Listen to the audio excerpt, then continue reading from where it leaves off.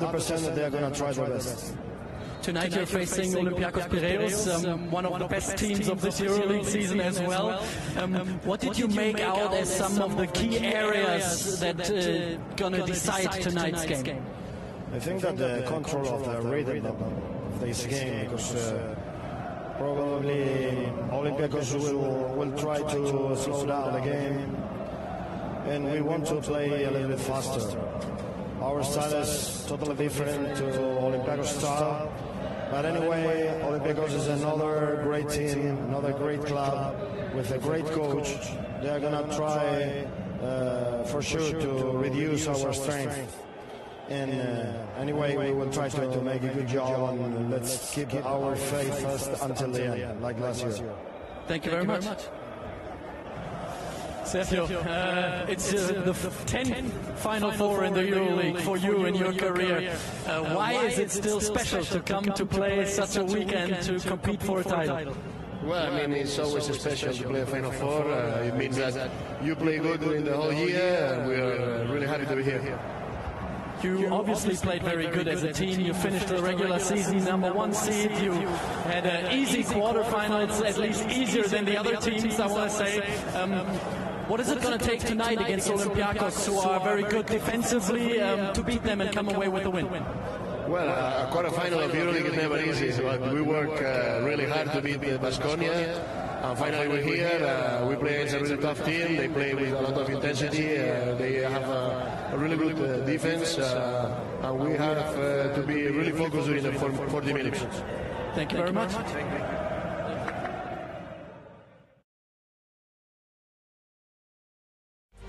Turkish Airlines EuroLeague in association with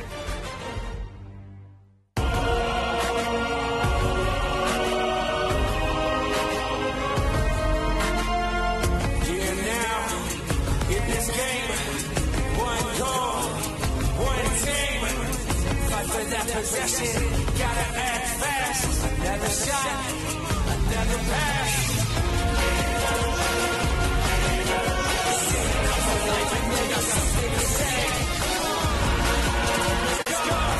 Devotion.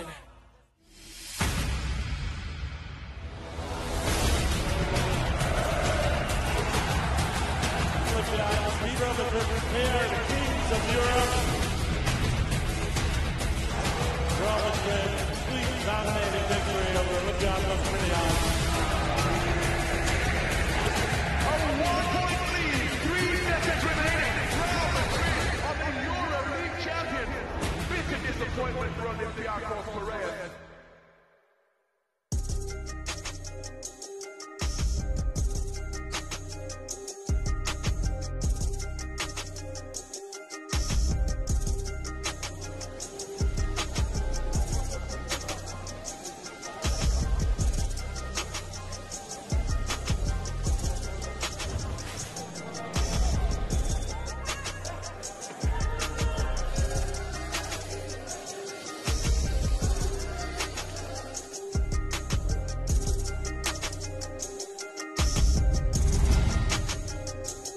I think we need to do a perfect game. You know, we're talking about the best team in the regular season, very talented, very experienced, and we need to overcome some issues that they put on the floor. We need to defend well as always. We need to hustle. We need to get all the 50-50 balls.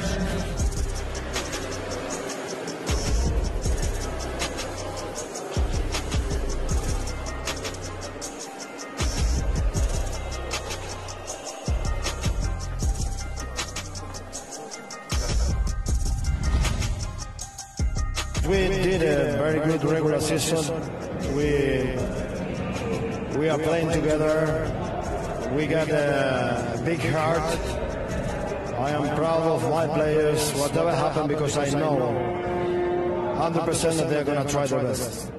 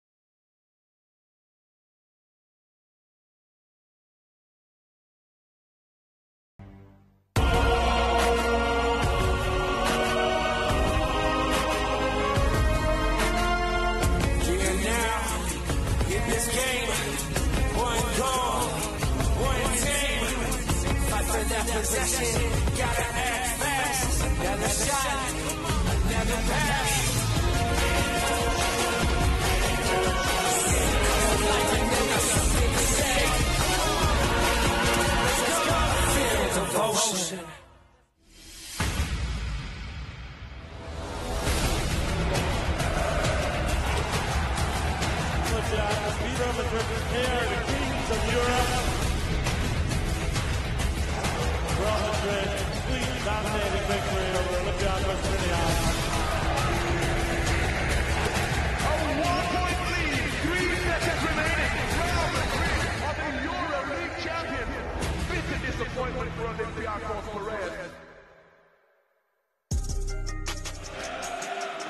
Hello and a very warm welcome to the German capital, where you join us at the Uber Arena for the second semi-final as we approach the climax of this season's Turkish Airlines Euroleague Final Four. It has been an absolutely fantastic atmosphere, a festival-like atmosphere for one of the hottest tickets in world sport, as Olympiacos Piraeus arriving here after that bruising 5-game series against Barcelona, and their head coach Georgios Barzokas knows they're going to have to be perfect in this semi tonight. I think we need to do a perfect game. You know, we're talking about the best team in the regular season, very talented, very experienced, and we need to overcome some issues that they put on the floor. We need to defend well as always, we need to hustle, we need to get all the 50-50 balls. Well, in stark contrast to Olympiacos Piraeus and indeed the other Final Four protagonists, Real Madrid clean sweeping their quarter-final opponents, and that after topping the regular season standings. But Chus Mateo knows that defending the title is a very difficult mission indeed. We did a very good regular season. We are playing together. We got a big heart. I am proud of my players, whatever happened, because I know 100% that they're going to try their best. So you join us courtside at the Uber Arena on the east side of Berlin in Germany, and this is the scene ahead of the opening tip between the defending champions Real Madrid and the team they bested in last year's championship thriller, Olympiacos Piraeus. Well, the crowd was filled to capacity for the opening semi-finalists, being a quick turnaround, so perhaps fans still making their way into this magnificent amphitheater here. There you see the Final Four head-to-head between these two historic clubs, each of them knowing what it takes to get to a title, and Olympiacos Piraeus so close in recent years. And their fans arriving with keen anticipation that this is going to be their year. Well, my name's Ronald McIntosh. I'll be your commentator for this second semi-final in the 2024 Turkish Airlines Euroleague Final Four. And I'm delighted to say that joining us to provide insightful co-commentary and expert analysis is a man who knows what it takes to lift the Euroleague trophy, and that man is Real Madrid and Euroleague legend Joe R. Lucas. And Joe, as the players going through their final pre-game warm-ups, given their history this season where Real Madrid swept the regular season, what will be going through their minds as they edge ever closer to opening tip? First of all, Ron, thank you for that incredible introduction. And you have to understand what an honor it is to be sitting here on your left. The last couple of years I've been on your right. This year I'm on your left. But that's okay, I got your back. Listen, this is, every time Real Madrid and Olympiacos meet, it's a new game, it's a new story. And every story is one of the most beautiful stories. Sometimes not so beautiful, as we saw Olympiacos go down with an incredible shot. Olympiacos has had 2 Final Fours in a row where they've been devastated. Is this going to be the time for redemption? Is this going to be when Big Red gets to face Big Green? And Joe is referring to the fact that Panathinaikos, back in the Final Four, have progressed through to the championship game after a defensive masterclass in the fourth quarter, where they held Fenerbahce Beko Istanbul to just 7 fourth-quarter points while they put 17 on the board. It was a bruising encounter filled with intensity and emotion. Panathinaikos Aktor Athens prevailing 73-57. That suffocating defensive effort, absolutely crucial to see them go through to the championship game. They celebrated with their fans. They're now resting, recovering, and regrouping ahead of Sunday's championship finale, who on the left side of the bracket will be joining them. And Ron, will it be defense that dictates the end of this game? That's the question, because it's going to have to be defense for Olympiacos. They're the best defensive team in the league. facing the strongest offensive team in the league. So if they want to have the same success as Panathinaikos have, they need to do it on the defensive side. And that man, number 0, who is just leading out the Big Reds onto the floor here, he is the Euroleague's newly crowned best defender, Thomas Walker, number 2 in the league in steals, at least 1 steal in his last 8 games, always a threat. And what a matchup it will be. Best defender and the Thomas Walker, number 2 in the league in steals. Joe has already pointed out, in his last 8 games, offense, always a threat. Excuse me, the number 1 lockdown defense against the most potent offense. What a matchup we have in store between philosophies and basketball approaches. I was just going to say, as a recipient of the Defensive Player of the Year award, you get to face Facundo Campazzo in your next stance. And that is not an easy task because he is one of the most difficult players to play against on both sides of the floor, because let's not take away the defensive efforts by Facundo Campazzo. He's that guy, that little energizer bunny that I always talk about. He's a pest. He's on the ball constantly. Take away, Walkup has a little bit of advantage with the height, but that hurts him when he's got the ball in his hand. Campazzo got that low center of gravity and really causes problems for Walkup on the offensive side. The decibel level being dialed up here at the Uber Arena. Sterling Brown in the house in a prime seat. The Alba Berlin player. And these Olympiacos players just in front of our commentary position. We're behind this baseline. There's the Olympiacos captain, Kostas Papanikolaou. And Isaiah Cannon, the sharpshooter from downtown, one of the key players for Olympiacos Piraeus tonight. Number 7 in the Turkish Airlines Euroleague as we take a look at his season numbers. 42% from downtown, and number 7 in terms of three-pointers made, sinking 2.3 per game. And he lights it up, and he's one of those guys that's a streak shooter.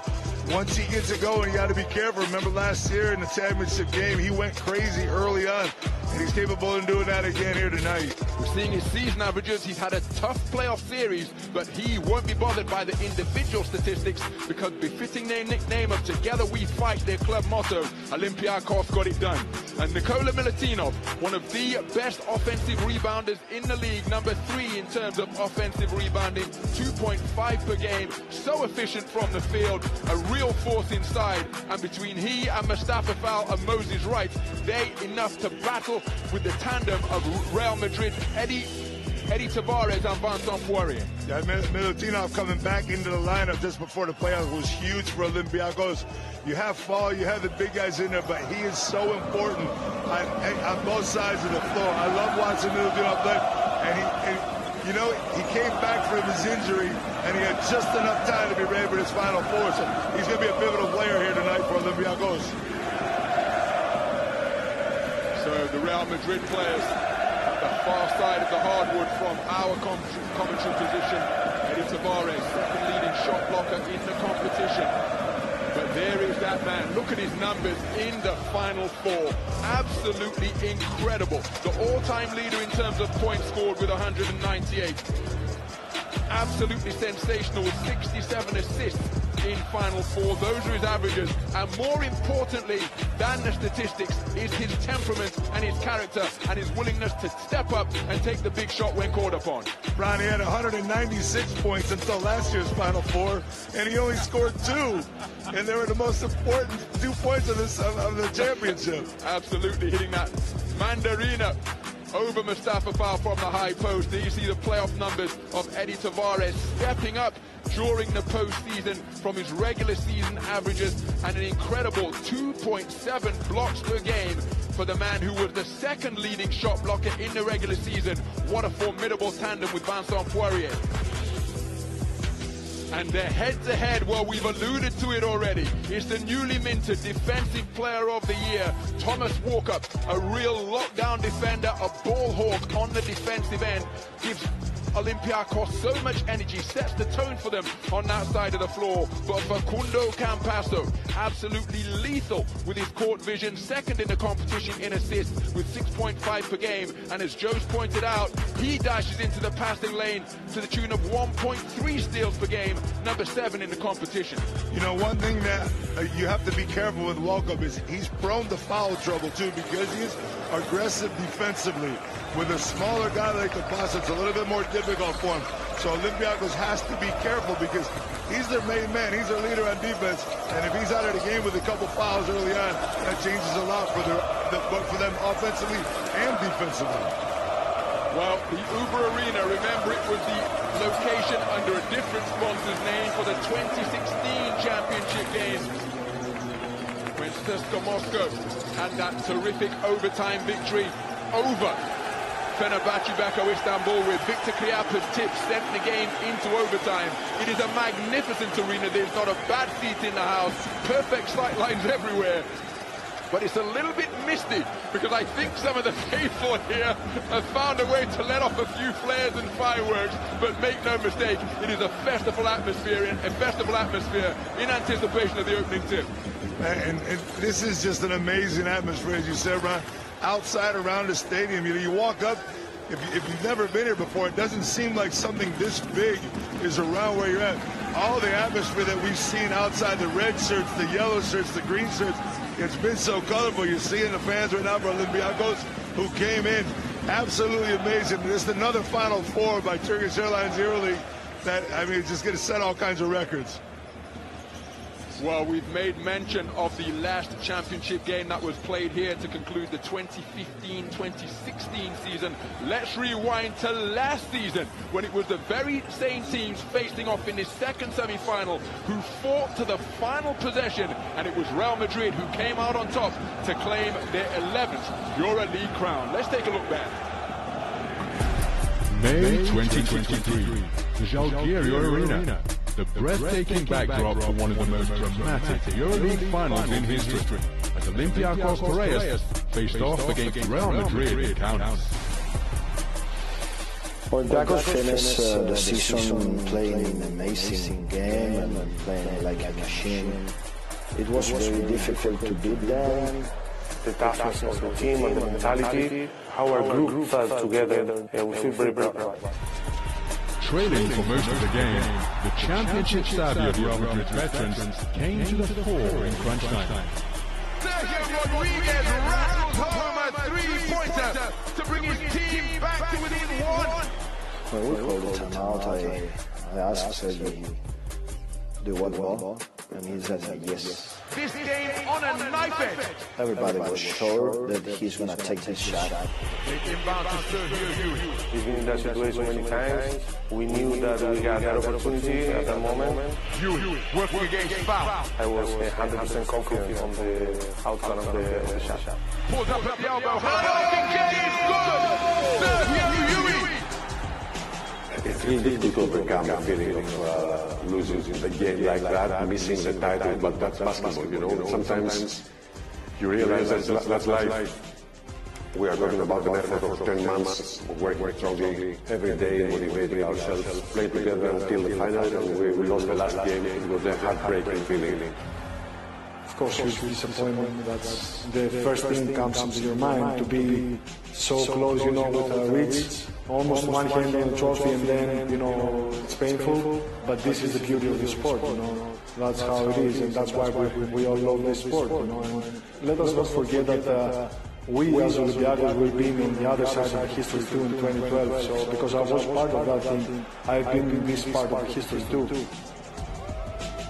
Always the same. When you play for Real Madrid, there is no other ambition than win every tournament, every competition you play. So we know how tough it is and how difficult it is, but we have to work well, be patient, be humble, be ready, and be in the best position.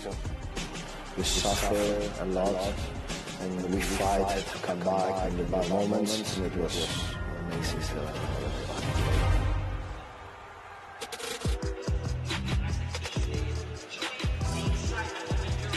It was another memorable final as we take a look at that roll call of past champions. Real Madrid's name etched onto the trophy for the 11th time in their history. Anadolu Efes Istanbul, remember, they prevailed from their semi-final at Olympiacos' expense when the hometown boy in the Stark Arena in Belgrade, Vasilija Micic, nailed that three-pointer at the buzzer. So Olympiacos Piraeus in their third consecutive Final Four, looking to get over the hump, make it through to the championship game, and claim their first Euroleague crown since 2013. Ron, if you look at this, the 2022 Anadolu Istanbul was a 1-point victory over Real Madrid, who had possession to win that game at the end. We could have been looking at a three-peat here tonight if Real Madrid wins that game. So this is the third time in a row for Madrid, 3 times in a row for Olympiacos. Let's see who pulls this one out, my man. And how much character have Coach Bartzokas and his squad shown to lose in such a fashion in consecutive years? Okay, there have been additions, but the core of the club remains the same. The identity of the club remains the same. To pick themselves up as we take a look at the crew that's available for them, a full-strength squad for Coach Bartzokas, but to pick themselves up from such crushing disappointment, as Kostas Papanikolaou said in that look-back feature, one hand on the trophy. How much credit do they deserve for the character and temperament that they've shown to make it back to the Final Four? You know, Ron, I've been around for about 25 to 30 years in EuroLeague basketball, and their character has never changed. They had one bad year where things went wrong in the Greek league, where they were kicked out in the second division, but they still fought constantly. This team is built on being warriors. That's who they are, and that's who Coach Bartzokas, who's the calmest guy in the whole locker room, in the whole EuroLeague, as we see Real Madrid's complete roster also. But you just love what Olympiacos, just what they resemble as a team and the character that they have. So there's the roster available for Coach Chus Mateo. And again, what an opportunity for them to go back-to-back as they remain in search of their 12th EuroLeague title. And they came straight out of the gate with that 10-0 run. No Gabriel Deck, of course, the versatile forward from Argentina, not available for the newly crowned Alexander Gamelski Coach of the Year. But to come out of the gate 10-0, to really make a statement, to end the regular season with a best ever ledger of 27-7, and then become the only Final Four team to sweep their opponents when they dusted Vasconia Vitoria Gasteiz in that domestic Jordan in the quarterfinals. They've rolled here in completely different fashion to the other Final Four opponents. This is a team on a different level, Ron. They've been on a different level all season long. They may have slipped up somewhere between February and March for just a little bit, but they've always maintained their focus. Coach Mateo had the ability and had the luxury of giving some players rest during that time, which is great. They had to fight in their domestic league also. They ended up in second place in the domestic league. Malaga ended up in first place. But he was really focused on this right here. They know they could win a domestic league championship on an away court. But right here, they want to win it in Berlin. So the veteran figures of Kostas Papanikolaou and Sergio Yui in conversation with the floor officials at center circle. Their ears must be pretty clean if they can hear what's being said, because let me tell you, Joe, Lucas and I are like right next to one another and having difficulty hearing one another. But again, two veteran figures, Kostas Papanikolaou, part of that 2012 championship team, and Sergio Yui, the hero in terms of having the character to step up and take what proved to be the game-winning shot. And here they are facing off once again in the presence of the Olympiacos owners. Yeah, you know, Ron, we're just watching that little series we had on the game last year as we see the team comparisons coming up in a minute. Is Kostas Papanikolaou, man, what a class act. Hey, man, I was there years back, and we had guys on the other side. Check out your team comparisons, Ronnie. This is your part. I'm giving this over to you. You love this part. Well, completely different philosophies, completely different approaches. Real Madrid, the competition leaders, distributing the ball 20.8 times per game in terms of assists. Dominant on the board because of Poirier and Eddie Tavares. The guards chip in as well. First in terms of blocks, 1.51 for Vincent Poirier, 1.5 for Eddie Tavares. Terrific on the inside, but then the #1 defensive team, Olympiacos Piraeus, conceding just 74.4 points per game. That's a league low, and holding opponents to just 51% two-point shooting. Dejan Bodiroga, the EuroLeague basketball president, in attendance here, and the first semi-final absolutely magnificent. It's been a terrific regular season campaign. The play-in, a fantastic innovative addition. The playoffs, well, three of the four semi-finals went to 5, and a history made when first of all Fenerbahce won Game 5 on the road, and then Olympiacos did the same thing on the same night. They've got the recent momentum from that thrilling Game 5 victory at Barcelona. But again, perhaps stats, form, all goes out of the window in such an emotional atmosphere here tonight. Yeah, you know, those 5-game series, a lot of people talked about the fact that Panathinaikos had to go 5 games. Fener also had to go 5 games. Olympiacos had to go 5 games. Is that an advantage or a disadvantage? I look at it as kind of an advantage because you're playing more pressure games. You're preparing yourself more for this. Madrid had it pretty easy in that 3-game series, and they've taken it easy since then. So we'll see if that affects them or not. But again, that's ancient history now. That was a couple of weeks ago, Ron. We're here in the present time, and it's Olympiacos Real Madrid once again. So much history between these two teams in championship games. Remember last season's championship, Real Madrid downed Olympiacos in 1995 championship game, 73-61. The score. Did you say 95, Ron? I wonder who played in that game. Joao Lucas.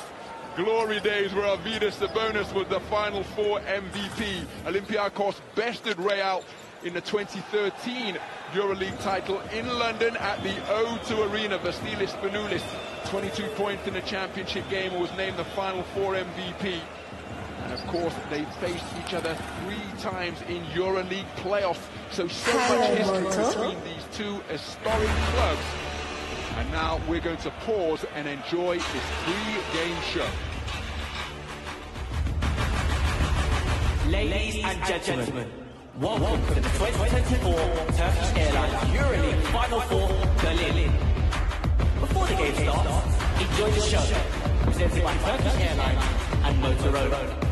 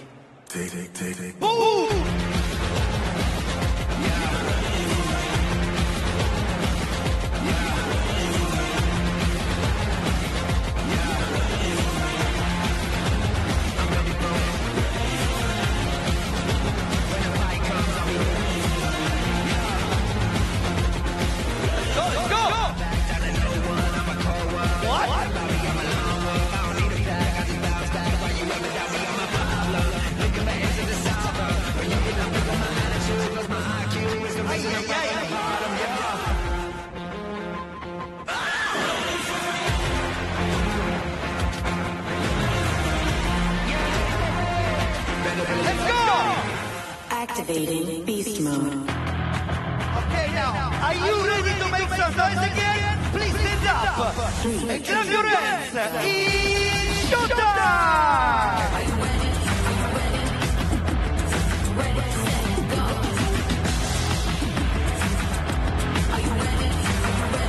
Berlin, are you ready?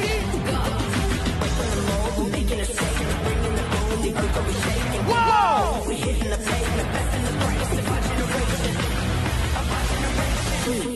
What? Berlin! Let's go!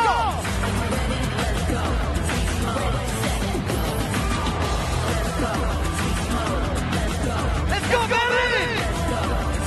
3, 2, 1. Now it's time for the second challenge of the night. Olympiacos! Real Madrid! This is your moment. This is your chance to get even closer to the trophy. Are you ready?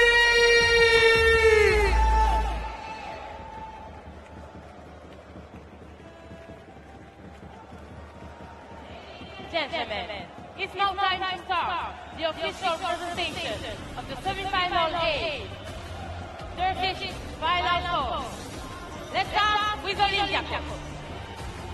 Number 0, Thomas Walker. 1, Nigel Williamson. 2, Moses Wright.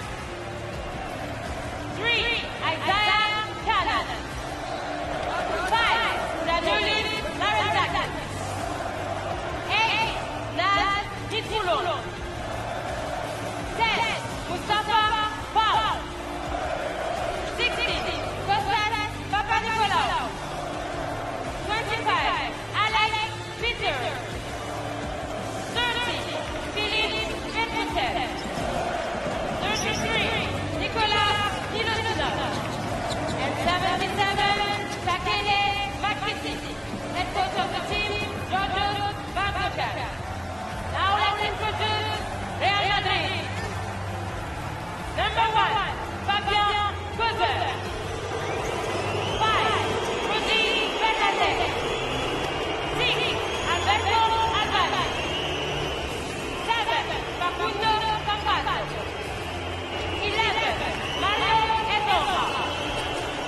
13, Sergio Rodriguez. 17, Vincent Poirier. 26, Walter Tavares. 23, Sergio Llull. 28, Gerson Yabusele. 30, Elie Diaz. And number 31, Zalan Moussa. Head coach of the team, Jules Mateo. Enjoy the game.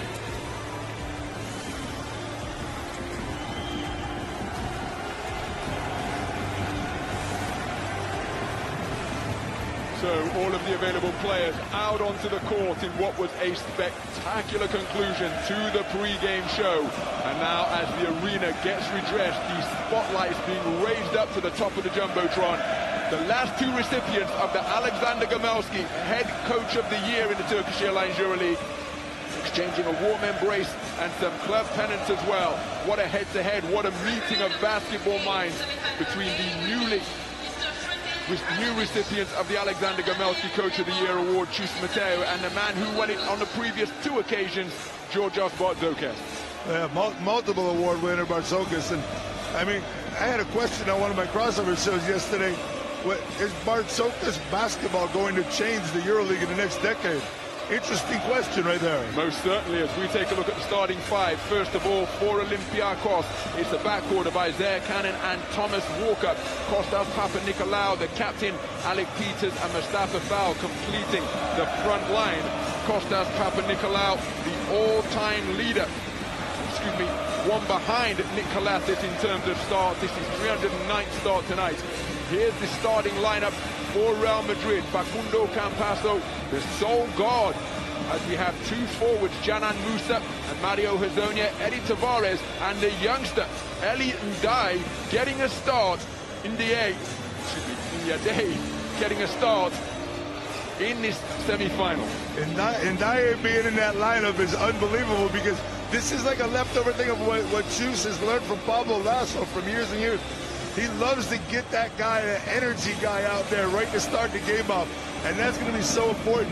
Don't be surprised to see Ndaye all over the floor on everybody. He'll go out there and get 3 quick fouls if he needs to. He's going to do whatever he has to do to be physical, be aggressive, and then it'll be the rest of the guys coming in for him, Poirier and the rest of the crew behind him. So Sreten Radovic, the crew chief of the men, taking charge of this one tonight. How much physicality are they going to permit? As we pointed out during our build-up, each side possessing multiple athletic, strong-bodied bigs. And there is the man who is still a teenager, Elian Ndaye, not 20 until next month. Some in their hoodies and civvies on the sidelines for Olympiacos Piraeus, Dimitri Brazdakis and Luke Sigma. Thomas Walker continuing to bring their energy for the Olympiacos squad. It's interesting to me, Rob, because I felt as though they brought in Sigma and Brazdakis to maybe come over in for Bezenkov last year. You know, and it just hasn't worked out for them. It's been Alec Peters who's put on the show all season long. A guy who played 0 minutes in the championship game last year, and he's still not happy about it. Watch out with Alec Peters tonight. Peters had a terrific regular season. Number 3 in terms of three-point percentages in the Euroleague, drilling at a 51% clip from downtown. Players going through their final pre-game preparations ahead of the Turkish Airlines Euroleague anthem.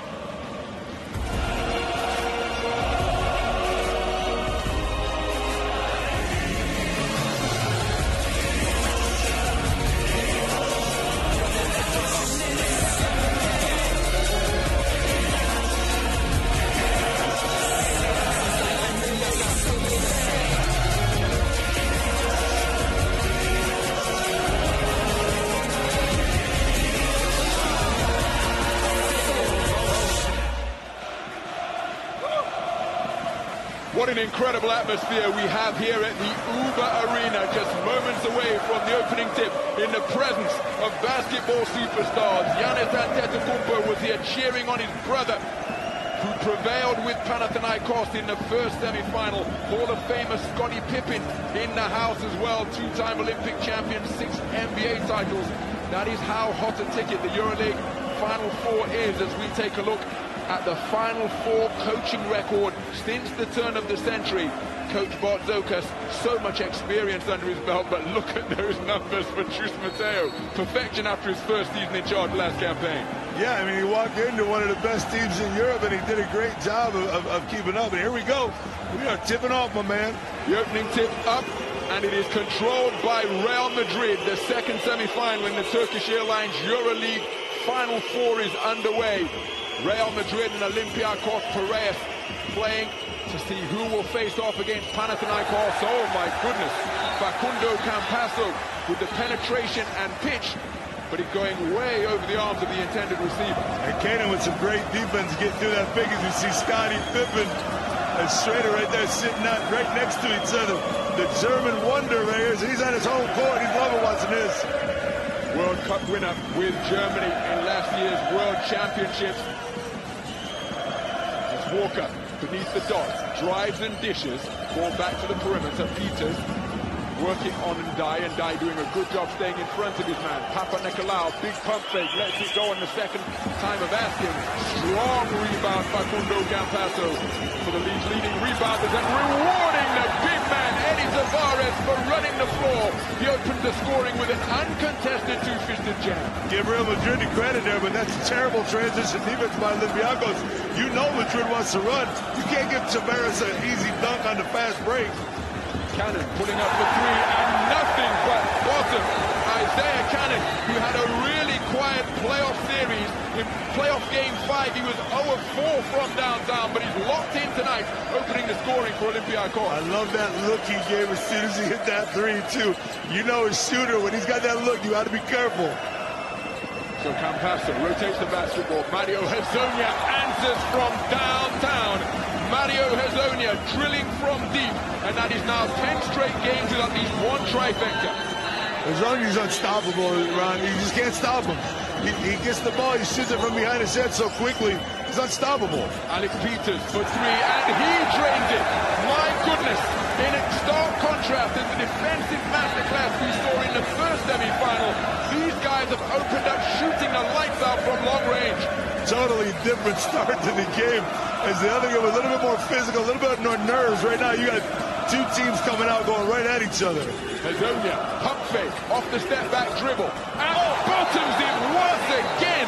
Lights out shooting for the fourth consecutive three-pointer in this second semi-final of the Turkish Airlines Euroleague Final Four. We had the Bana fans already screaming out Super Mario earlier. They love Mario Hezonja, and they would nothing more than him to continue to have a big game here tonight and knock Olympiacos out. Look at this for a move from Mario Hezonja. A sidestep dribble, the pump fake sold beautifully to Kostas Papanikolaou, and then nothing but bottom as he pulled the trigger. But the thing about it, Ron, he shoots it with such ease. I mean, it doesn't matter. I've seen him shoot from the 5 second, I've seen him shoot from half court, and it's the same exact shot. He puts the same effort into the shot every time. And man, when he gets it rolling, be careful, because then he'll go to the basket and score on you. Multiple three-pointers in 9 of the last 10 games now for Mario Hezonja. Got a consultation over at the officials table, the video table officials, that is, the floor officials in conversation. You know, Ron, the thing about Hezonja that I love so much is that he's done everything that the team has asked him to do over the last couple of years. Last year when Deck got hurt, when they had the suspensions, and he's done it all. That's my man. Bill Murray is in the house. I told Ron, this is the only person I've ever wanted to take a picture with. And I've gotten that done. Bill Murray, I got to party with him one time in Greece, man. It was the best time ever. Back to the game, though. Indeed. On-screen athlete of some repute. Space Jam. Caddyshack. Excuse me, not Caddyshack, the bowling movie, but back to that. Caddyshack, absolutely Caddyshack. Yes, indeed. So, Papanikolaou looked as though he took a shot to the head. Three-pointer from the perimeter is bottomed once again as Real Madrid continue to light it up here with another three-pointer. It's a 5-point lead. Most of the times when we saw Real Madrid lose this year, it was because of their inefficiency from outside the three-point line. It's not happening now, man. They're 3 for 3, 1 for 1 from 2. It's fire time right now. So Eliandayi committing the foul.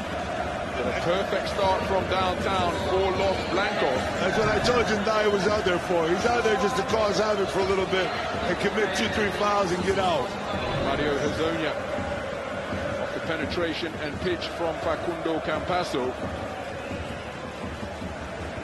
And again, with Real Madrid hitting at this type of efficiency from downtown, that's going to open up the interior for Eddie Tavares and Vincent Poirier to go to work. Yeah, that's the thing about Madrid. I mean, you pick your poison. Either you defend the outside. That scoreboard's been like that the whole time. Luckily, we had the score on the board. And you pick your poison. Madrid, you defend the perimeter, you defend interior. Once Tavares and Poirier, when Poirier gets in with Sergio Rodriguez, the combination that they have together, getting to the basket, the alley-oops, becomes unstoppable. And no players like this, Ron. No, I mean, you get in a little bit of rhythm, you go in, a couple stoppages, the whole thing. I mean, I love that show that they put on beforehand. But as a player, you're sitting on the bench going, man, give me the rock. Felipe. Euroleague legend indeed, king of the boards, Felipe Reyes. So much success with Los Blancos during that lengthy tenure.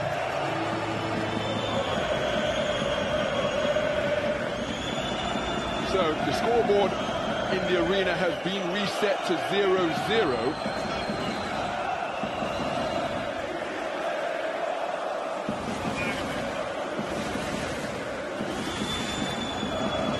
So they're trying to get it reset.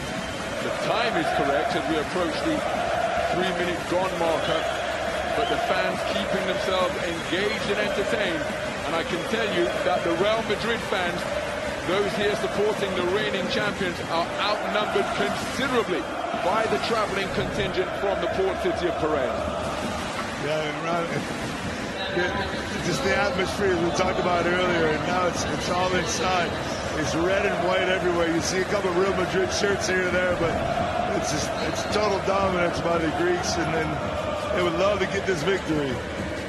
So the clock corrected, the action resumes. It's Isaiah Cannon rotating it to Alec Peters, Papa Nicolau to foul at the high post. He offloads, sets a solid screen.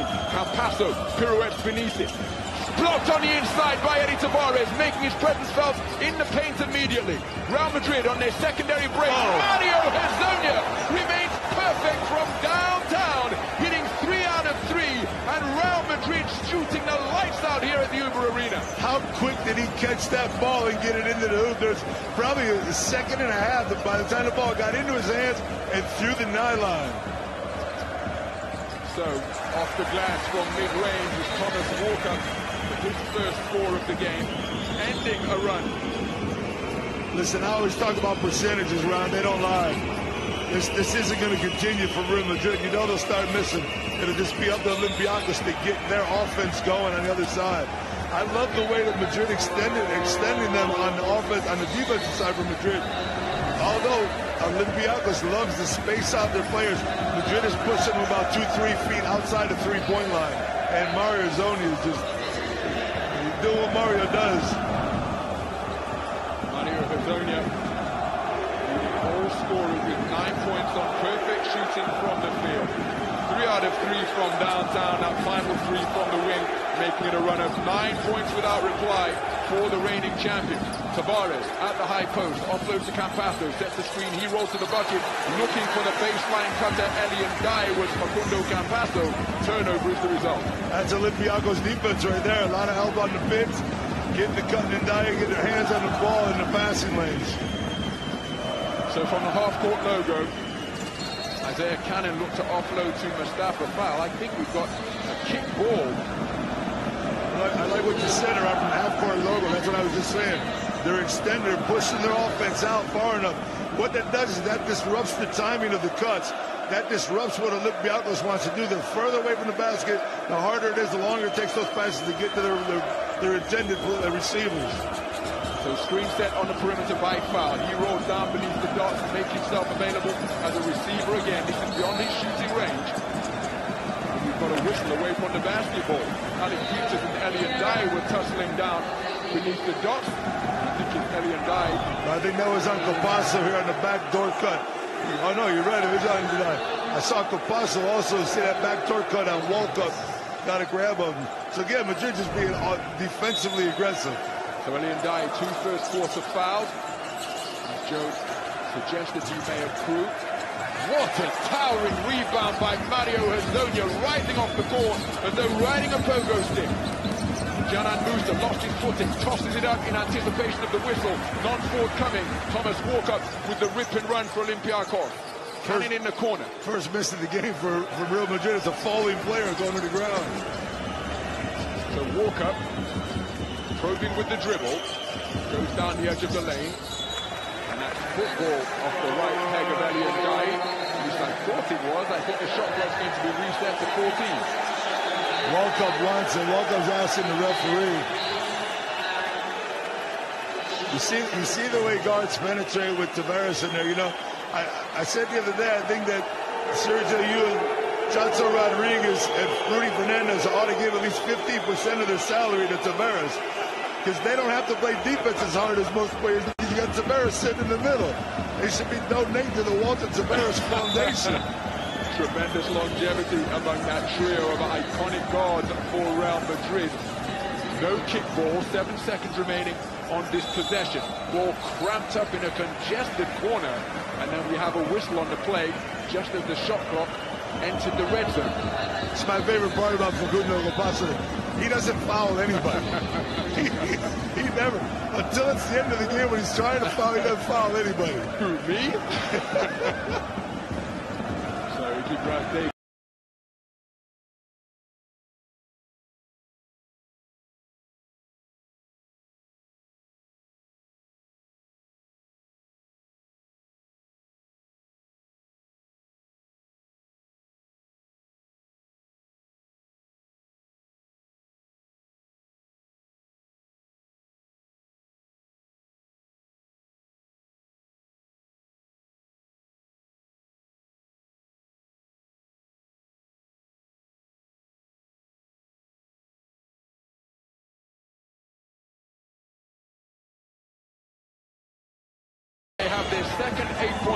the period, doubling up Olympiacos Piraeus.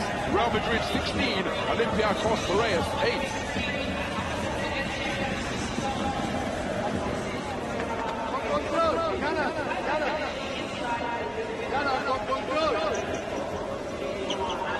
Control de la penetración. Si hay una esquina, seguimos. ¿Vale? Vamos a ir. Aku, no hagas falta ahora. Yabu, vamos a ir a doble puño ahora. Vamos a doble puño. Se firme, vamos bien al pase. Nos queda una para el bonus. No quiero que hagas tú la falta. Vamos a tratar de doblar. Aceleramos su ritmo. ¿De acuerdo? Well, it was Eddie Tavares who opened the scoring for Real Madrid with an uncontested jam, but then Mario Hezonja caught the ball on the perimeter and caught fire. Look at this for a move for his second trifecta. Like I said, he shoots it with such ease. You see the fact that he faked Papa Nicolau off his feet and was still able to get it up in no time at all. Mario Hezonja, when he starts doing this, be careful now. Like I said, he's great at penetrating to the basket, too. He knows that now defenders are going to get out on him and make sure to take that shot away from him. So we are just beyond the halfway stage of the opening period, the second semi-final. Real Madrid and Olympiacos Piraeus fighting to see who will face off against Panathinaikos in Sunday's championship game. Walker rotates it to Cannon. Cannon has used his dribble. Alex Peters deep into the shot clock. Let's go at a contested shot. Runs into a gang of white jersey defenders, and that is a 24-second shot clock violation. Ron, if you watch that play in replay, it looks like a handball game. It's just playing around the perimeter, going around the perimeter. Madrid's pushing them out, keeping them out of the middle of the lane. When you don't get the penetration, you don't get the open three-point shots. Olympiacos is 2 for 6 from outside, and they've only taken 3 from inside. So Campasso being made to work full court by Isaiah Cannon. It's Musa, rotates Hezonja, catches, didn't quite get his body square as a shooter. Uses the pick from Eddie Tavares, pulls up, that off the mark. Tough rebound. Thomas Walker, but taken away by Facundo Campasso from the half-court logo.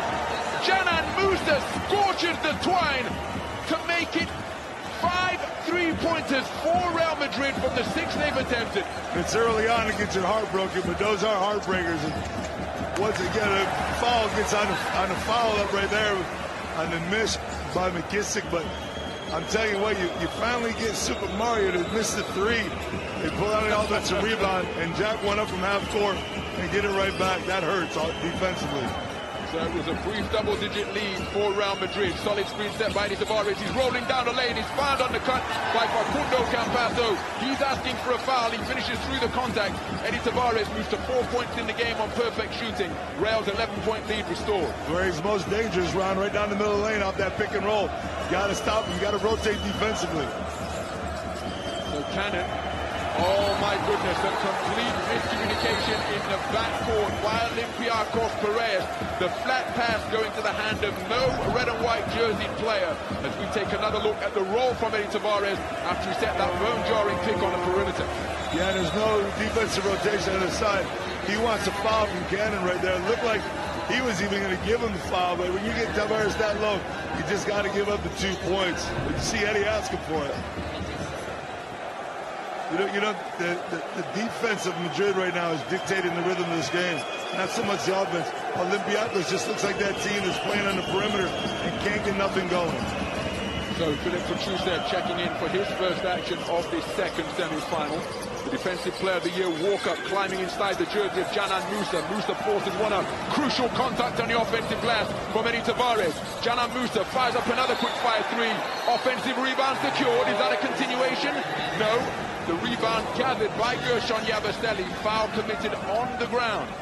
Yeah. What an effort on the offensive glass by Los Blancos. You're down 11, you got nothing going offensively. On defense, you have to box out, Ryan. You cannot give up multiple possessions. You have to get a rebound and run. Olympiacos is a team that they don't play very, very fast, but they will run when they have the opportunity. They haven't had it yet tonight. So, Nigel Williams-Goss, the man who won the title with Real Madrid last year, into the game for his first action tonight. Facundo Facundo Campasso has distributed 5 helpers already. Real Madrid getting high percentage looks. An improbable 5 of 7 from downtown, 3 of 5 from 2. And Campasso finding shooters on time and on target. Yeah, you can be the defensive player of the year, but you can't stop it from dishing assists. People are dropping baskets. Tough reception, Eddie Tavares. What a fantastic bucket. Surrounded by a swarm of red and white jersey defenders, but keeping the ball up high as the coaching manual illustrates, and finishing at the window to move to 6 points in the game. And to not get a foul there means Olympiacos has to be more physical on him when he cuts down the lane. There's all kinds of body contact there. He still finished the play. Again, handball. Hand the ball outside. Walker short by some distance. Easy pickings for Mario Hazonius to pick up the rebound at waist height. No Olympiacos player on the offensive glass, and that is why Los Blancos are dominating the rebound stats. Campasso working the dribble. Milutinov on the perimeter of Olympiacos' matchup zone. But it just seems, Joe, deep into this opening quarter, that Real Madrid are getting what they want, when they want. And with a team with this much talent and experience are able to execute like that, well, they're very difficult to derail. Yeah, Ryan, this is the Real Madrid we saw in October, November, December. And this is who they are. This is what they've built since they signed Facundo Campasso back on his team. Facundo Campasso with a hesitation to penetrate past Petrusev. Gershon Yabusele rattles home the corner three-pointer, and it is a head-in-the-hands moment for Olympiacos Piraeus fans here, because Real Madrid are playing dreamlike basketball in this first quarter. Talked about knockout punches. It's Olympiacos getting knocked out right now, early on in this game. So Real in a 2-3 zone. And again, look at where Nigel Williams is setting up the half-court offense from, having to work manfully with the dribble. Kicks to Petrusev, corner three-pointer, short off the iron. Milutinov got a hand on it. Campasso comes away with it. Rip and run basketball, hanging in the air, run out of flight time. And then Gershon Yabusele with a phantom screen, and it completely disrupted the handle of Shaquille McKissick. Turnover is the result. McKissick lost it. They finally had a chance to run it. They turned it over at the half-court line. So approaching 30 seconds to go in the first quarter in what has been a dominant opening period.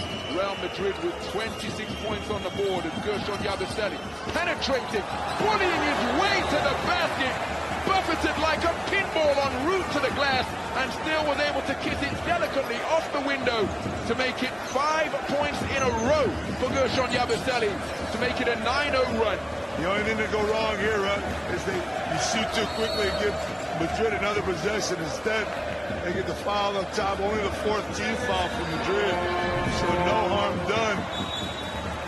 And man, what a dominant first quarter by Los Blancos. Well, there's another look at the turnover of the phantom kick. Set at the half court, but how about that for a take to the rack from the former boxer?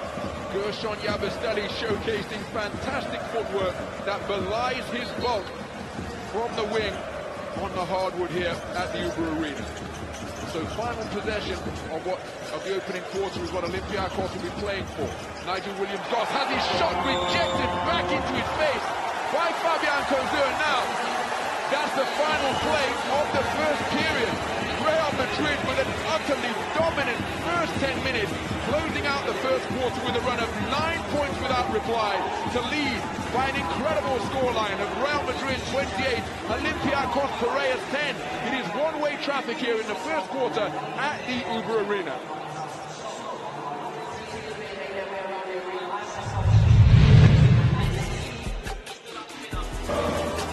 Well, some of the pre-game activity before the opening tip, but once the basketball went up, Joe, it was Real Madrid who opened the scoring with this uncontested dunk, and then they began to find their range from downtown.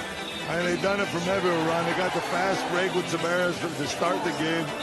Then you get 3 in a row from Brazonia from outside. If you're an Olympiacos fan right now, I mean, you're sitting back in your seat, so what else can we do? 28-10 run in the first quarter.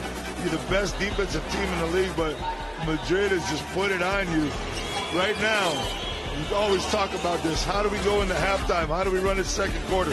we have to get this lead down as much as we can if we're Olympiacos and try to get ourselves back into this game and stop the bleeding right now, because it's Real Madrid offensive is just taking over. And again, they've only given up 10 points, so they've done it on both ends of the floor. I talked about the fact they keep pushing them further from the basket, and their offense is totally disrupted around here in this first quarter. They have to get something back going, and it'll help if they get a break every now and then. One chance they had, they turn the ball over on the dribble. Well, look at those numbers. 75% on 6 of 8 shooting from downtown for Real Madrid. 8 assists, and 6 of those coming from the hot-hander Facundo Campasso. Remember, he holds the Final Four record with 15 assists. 6 in the first quarter. He could well be on the way to breaking his own mark, but Mario Hezonja, an outstanding first quarter, really setting the tone for Los Blancos. Yeah, and he's right back in the game again. I mean, Mario Hezonja is not going anywhere. Chus Mateo knows that's going to be his money man right now. Fab Coser came in at the end, had a nice defensive possession right there. Fab Coser hasn't played in the last 3 EuroLeague games during the playoffs, so it's a wonder that he's out here now. But he's the guy that always shows up in the Final Four. So the second quarter underway. Olympiacos, well, they've got to show that short-term amnesia that serves athletes so well as Milutino. Acosta down low, Filip Petrusev calmly connects on the corner three-pointer to open the scoring in the second period for Olympiacos and end that run of 9 straight points Real Madrid posted to close out the first. Yeah, any points helps. Now they got the steal, but they can't pick up the loose ball. And right back to Hezonja. Oh my goodness, bit of a brain freeze for Mario Hezonja. First foot he has put wrong all game, putting the ball straight into the breadbasket. Oh, what a rejection from Eddie Tavares to take away that driving floater attempt from Filip Petrusev. His second block of the game, and his presence felt in the paint once more. He warded off Milutino down low, who was setting a pick on him, and jumps over the top, and Yabusele rattles one out. Defensive rebound, Filip Petrusev on the run. Thomas Walkup gives this back. Filip Petrusev fouled in the act of shooting. The Olympiacos owners inquiring about the possibility of an unsportsmanlike. I think that's rather optimistic. But a hard foul committed by Mario Hezonja. We take another look at the remarkable swat down low from Eddie Tavares. You see him being warded off by Milutino. Milutino knew that Petrusev was coming through the middle. Tavares didn't care. He went up anyways. Met him at the rim. So Hezonja now. And Tavares going to take a break as Rudy Fernandez and Chacho checking in the game with Poirier. So here's where Olympiacos, you feel as though they've gotten a couple stops they've ran. They scored the 3 with Petrusev, and now the foul shots. Maybe they can inch their way back into this game in the second quarter.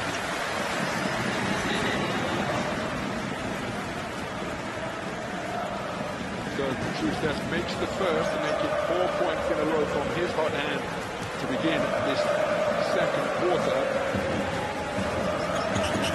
The perfect trip to the free throw line for Filip Petrusev. 77% from the stripe this season. 5 straight points for Filip Petrusev. The deficit is a baker's dozen. Watch out for Chacho and Poirier. That's all I got to say when these two are on the court together, Ron. Looking up on the blind side is Nigel Williams-Goss for a perfect steal to hook up Shaquille McKissick. Tries to go glass off the iron. El Chacho comes away with it. McKissick slow to rise. The momentary one-man advantage for the champion. Wide open corner three-pointer. It is another brilliant cameo from Fabian Coser, connecting on his first field goal of the game after closing out the first quarter with that rejection. Mr. Final Four is what I call him, man. He always shows up in the biggest moments. And I'm going to tell you what, again, you see Olympiacos is not getting the breaks. McKissick, you got to get a foul if you don't score on that. He just kind of threw that up on the break and lost possession. And now it's a 5-point turnaround with Coser hitting the 3 on the other side.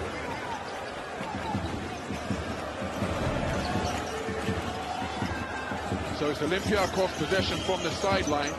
They entered this quarter trailing by 18, 28 points to 10. That their highest deficit of the season as Walkup short on the shot. Their previous highest deficit came in round 23 against you-know-who, Real Madrid, during that season sweep led by 23 after the first. Extremely led by 17 in round 23. So that largest lead suffered largest deficit faced by Olympiacos. Bested once again by the team who inflicted the previous half. Now, they're going to look at this. They're going to look at this. I got a feeling this wasn't touched. They're going to want to see that again. Milutino touched it first. It looked like two Madrid players went after it, but no one really got a hand on it. And from my vantage point, anyways, we'll see. But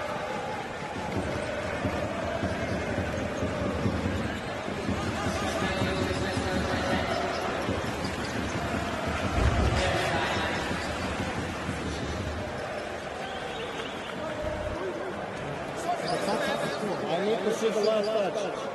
Before. Not this one. Before there was a touch. If we can see anything. Yeah, but I mean, it didn't touch after. Yeah, can you show us?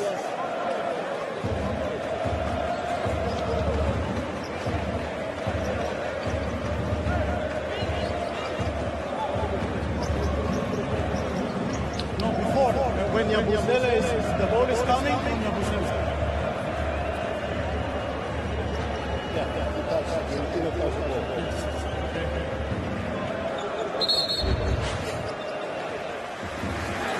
So the official review concluded, and it will indeed be Real Madrid basketball. Hey, Ron, one of the reasons why I love working with you is because you're the stat man to me.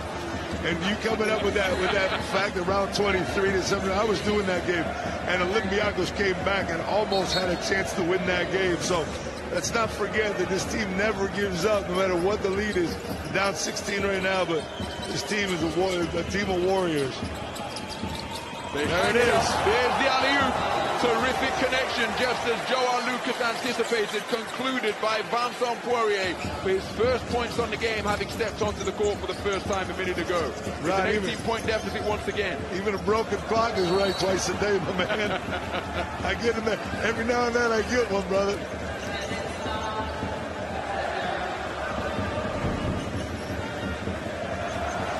So there, the penetration from the wing by El Chacho, placing it up high above the tin, where only Vincent Poirier could reach it.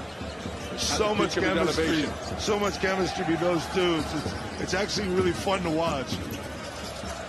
So Williams Goss putting El Chacho on his back, catching as a shooter is Isaiah Cannon, and he lands from long range. His second three-pointer of the game to remain perfect from downtown. But that paltry 6 points is the highest individual total for Olympiacos, with just over 3 minutes gone in the second quarter. And in stark contrast, another three-pointer landed from the red-hot Real Madrid, and El Chacho gets in on the act. If they would have just told us the Real Madrid of October was going to be here tonight, we could have just went home. This team is playing unbelievable team basketball. They're sharing the ball, everybody's scoring. So Cannon has lost the handle. Climbing inside his shorts. Oh, what a pick from the blind side. This will be nice. Vincent Poirier with the two-fisted tomahawk flush. Getting into the passing lane after Fabian Kozur hassling and harrying Isaiah Cannon. Look at that for agility and anticipation. The shoulder check to ensure that he was in open court. And he made no mistake, planting both feet at the dots, cocking it back and cramming it home with incredible power. What a play from the team perspective of Real Madrid. Yeah, it's just the defense, Ron. You see where Cannon was stuck with the ball. You see where Poirier stole the ball. About 3-4 feet from the three-point line. Too far away to be attacking the basket. Well, let's take a look back to the first quarter. Turkish Airlines flight time player of the game, Eddie Tavares, rewarded for running the floor and opening the scoring.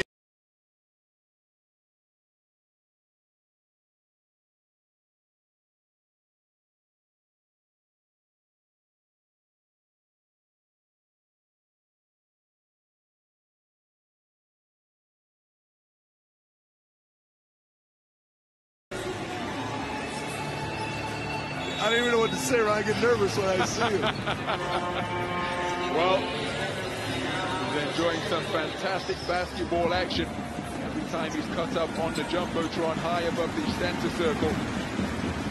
Decibel level dialed up further here at the Uber Arena. but Real Madrid 8 of 11 from downtown, and El Chacho 31 3-pointers made to move ahead of J.R. Holden.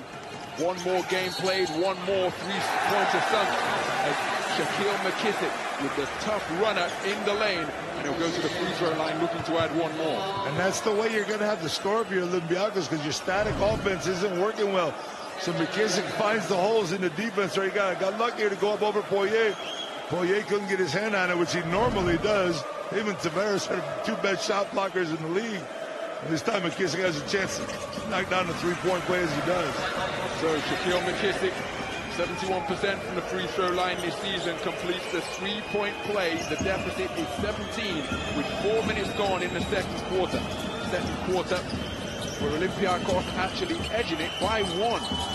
Poirier with a power dribble, kicks it out to El Chacho. Ball rotating off the deflection, makes its way to Cozer, but hands from Nigel Williams-Goss to dispossess the French international. Turnover the result. Oh my goodness, gifted by Moses Wright, straight into the hands of Gershon Yabusele. Real Madrid into their secondary break option. You know, they have Matusov cutting right down the middle of the floor for a layup, and it's overthrown. So Cozer gets Moses Wright off his feet now. Gershon Yabusele saying that this is a field goal attempt. Not sure. Excuse me. They're going to give it to him. They're never going to give it to him. He's coming up. He got his feet set. Defender jumps into him. Cozer's going to the line. I think it's for 2, not for 3, though. So plenty to ponder for the Olympiacos Piraeus captain. Kostas Papanikolaou currently on the sidelines. It was Shaquille McKissick who bit on the pump fake. As eagle-eyed Joao Lucas has spotted, it was a 2-point field goal attempt, not a 3-pointer. So it's Fabian Cozier to the stripe. Well, that is rather surprising, but he was shooting at 94% from the free throw line this season, having made 15 of 16 coming in. Can't find the range on the first. So Sarah's got one of the most famous misses in Real Madrid history, with the one that Trey Tompkins did years back. I don't even know what year it was. They've been around so many years. But man, because I always talk to him about his foul shooting, because he's such a perfectionist, you know, and he always remembers that when he's like, man, Trey Tompkins saved me right there. It was a huge free throw he missed. Just about 4.5 minutes gone. Second quarter. Confirmation. The high percentage at which Fabian Cozier has been shooting from the stripe this season. Normal service resumed. Sergio Yui has yet to step onto the floor in this second semi-final. 18 points the advantage for the reigning champion. But the 3-pointer from the wing is long and off left.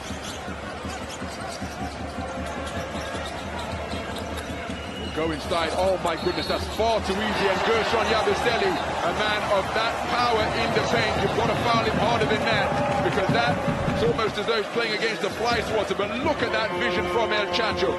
The pump fake, and then the powerful finish off the window. Terrific balance from Gershon Yabusele. Plus the speed of the pass, Ron, is so important, because it doesn't give the defense time to get there. Again, the team chemistry that they have, especially with Chacho offensively, is amazing. He's looking the other way, Ron. He's not even looking at Yabusele right there, and he still knows that the ball's coming. It's so much fun to watch, but it's frustrating if you're not a Real Madrid fan. So Gershon Yabusele to the free throw line, 87% from the stripe this season, and he completes the 3-point play. Real Madrid getting such good looks at the basket. 8 of 11 from 3-point territory, 8 of 11 from 2. But we've got a whistle on the play. Ron, that's 16 for 22 from the field. Those numbers, you can't beat that.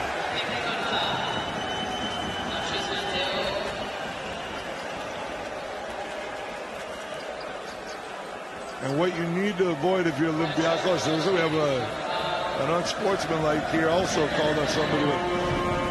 You know, our guys, Liam and George, talked about it in the last game with Fenerbahce. Body language, it's so important right now. It's too early.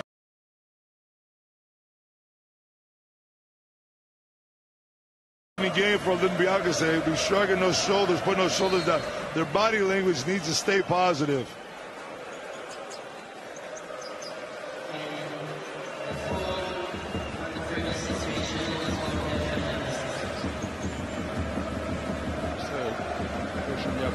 Pleading his case. The free throw line. Isaiah Cannon makes the first.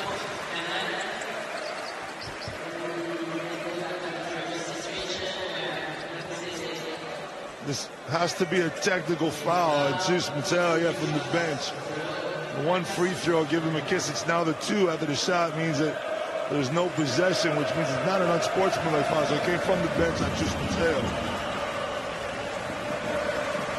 I'll tell you what, it's a cheap way to get himself back into the game, but hitting foul shots at the clock stop is the best way to get back into the game.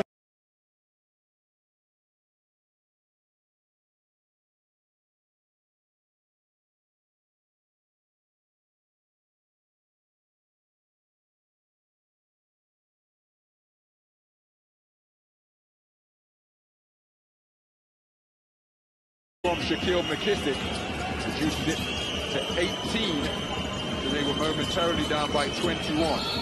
The drive, Mustafa Fall, I think, is going to be called for the foul. He was riding Fabian Kozel on that baseline drive from the wing. Koser smart on that play, knowing that he had the big man take him to the hoop. Ibrahim Kudulay, my man, in the house. He's working Turkish TV too, so you know, I wore the same thing he wore tonight, the light blue shirt with the blue jacket, because I always try to look like him and be fit like you, Ron. That's what my Final Four is all about. Coaches are doing this. Look at these two coaches. Looking sartorially resplendent, as does Joao Lucas, I hasten to add.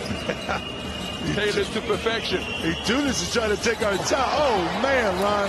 Sergio Rodriguez pulling up from the perimeter for his second trifecta of the game. He's 2 out of 2 from downtown. Real Madrid shooting at 75% from three-point territory on 12 attempts. It's lights out shooting by the reigning champions. Oh, he's got a goaltend. Vincent Poirier got a piece of it, coming from the weak side to deny Nigel Williams-Goss at the window. And then they hang it up for a spectacular completion by Vincent Poirier.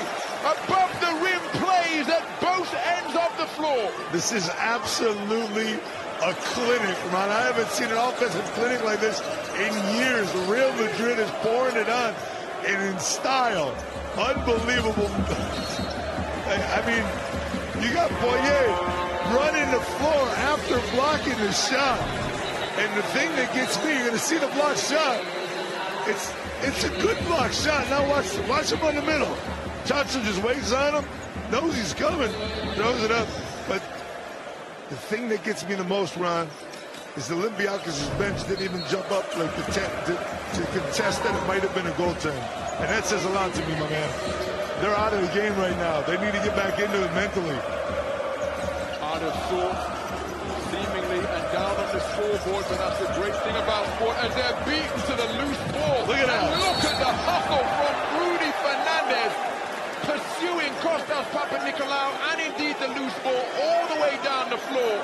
Rudy Fernandez, so much hustle in pursuit of yet another steal to move equal with J.R. Holden. Ron, do you remember game 2 in Madrid, up 20 points with under a minute left to go in the game? Campasso dives twice to the floor. Rudy comes flying out of nowhere to go after another ball. Up 20, going up 2-0 in the playoff, go ahead in the Baskonia, and they're still diving on the floor. This team wants it, man. They've been crowned since October, and they want to keep that crown on. So blocking foul against Rudy Fernandez. He doggedly pursued the loose ball. Real Madrid in the penalty. Coming off the bench, that much more active, that much more aggressive. They see the guy that's announced his retirement diving on the floor, going after loose balls with his team up 23 points. Are you kidding me? When you come off the bench, if you're in Dyer or any of these other guys, you got to give the same effort. So Papanikolaou off the mark for Olympiacos' first miss from 15 feet away, makes the second.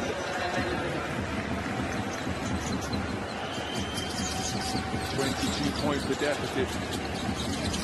Just over 3.5 minutes remaining in the first half.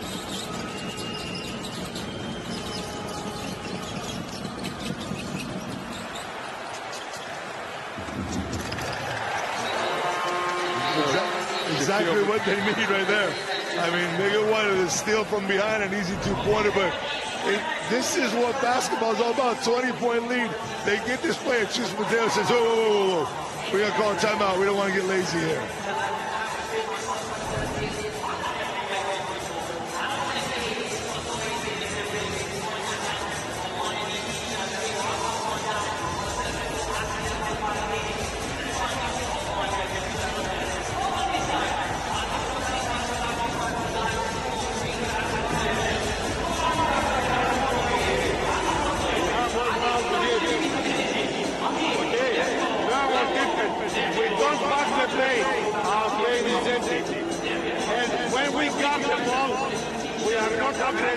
We said about the long range shot, and you play with your head down.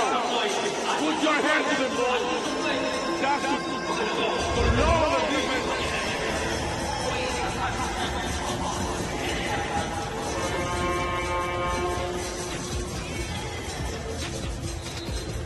Well, it's been that type of first half for Coach Bartzokas, but they have a philosophy, they have a system, as does Chus Mateo, but it's his philosophy that has been executed to perfection by his experienced players in this first half thus far. Yeah, it's the Real Madrid show right now. To watch these guys play the way that they've been playing tonight, they've just picked up from the entire season. It was almost like they say, hey, let's wait till we get to Berlin and turn it on. That's exactly what they've done here so far in these first 12 minutes. So Campasso back out onto the floor as he penetrates the matchup zone of Olympiacos. Back in the hands of Canan Musa. Shaquille McKissick defending on the point. Shot clock in the red. Pulling up off the dribble. Short. What a rebound. They've got to let it go. Vincent Poirier with a terrific job to snatch the air ball out of the sky. But because it didn't touch iron, well, the shot clock never reset. That's really the only mistake Real Madrid has made so far in this first half. They missed that Poirier. Instead of putting it right back up, he threw it back out. It was too long. So under 3 minutes remaining in the first half. William Goss defended by Campasso. There Cannon using the screen set by his captain. Mustafa Fall at the high post, dumps it down low. Wonderful exploitation of the mismatch. That's good recognition from Olympiacos, getting themselves something easy. Real's matchup zone resulting in Sergio Yui defending the much bigger opposite number as captain Kostas Papanikolaou, and they exploited the mismatch efficiently and ruthlessly. It's one of the things that Mustafa Fall has become really good at over the years, is passing from that high post. He's a good passer for a big man. Tavares is another guy who likes to dish that ball around, but again, another missed free throw. It doesn't help you get back into the game.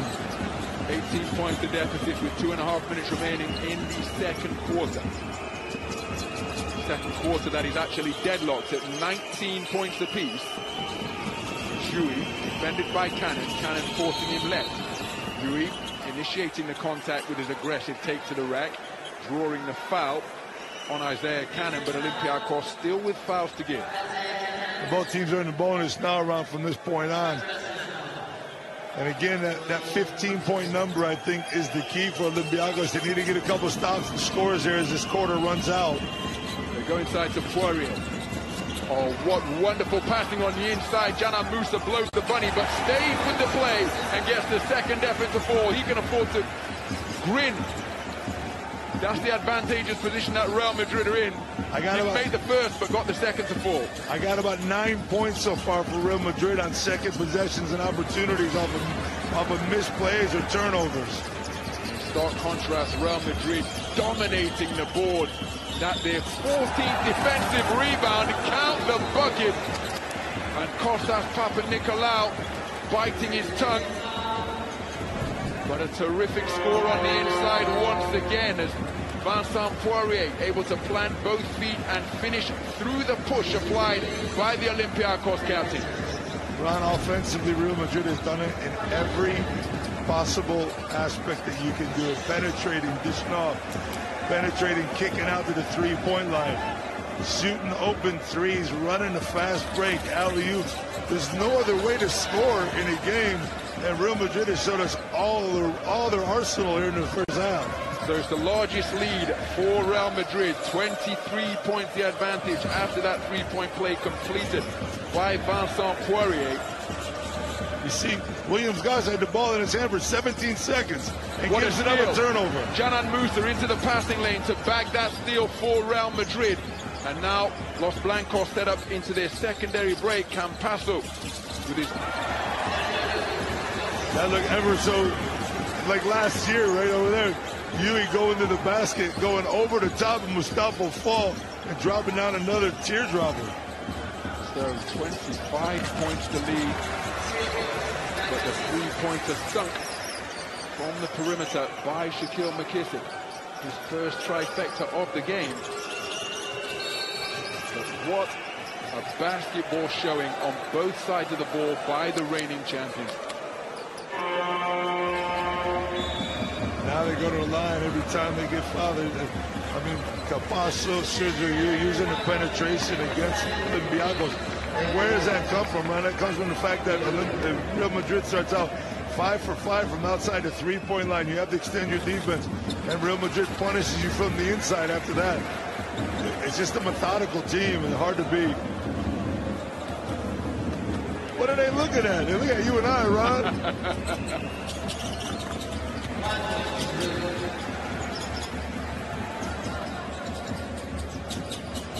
Walk up back in the game here to finish out the half.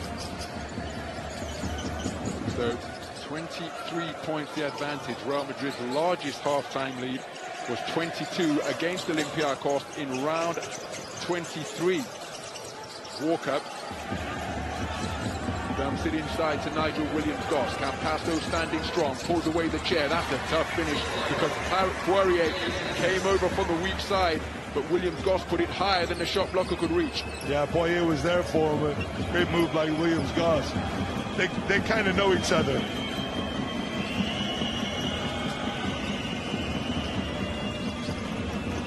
So, minuscule difference between the shot clock and the game clock as they take to the rack. Interrupted by a whistle. Some Olympiacos fans can't bear to look. In that type of first half. It's like Spanulis called his own timeout right there in the stands. Talk to his boys for a little bit, see what they need to do.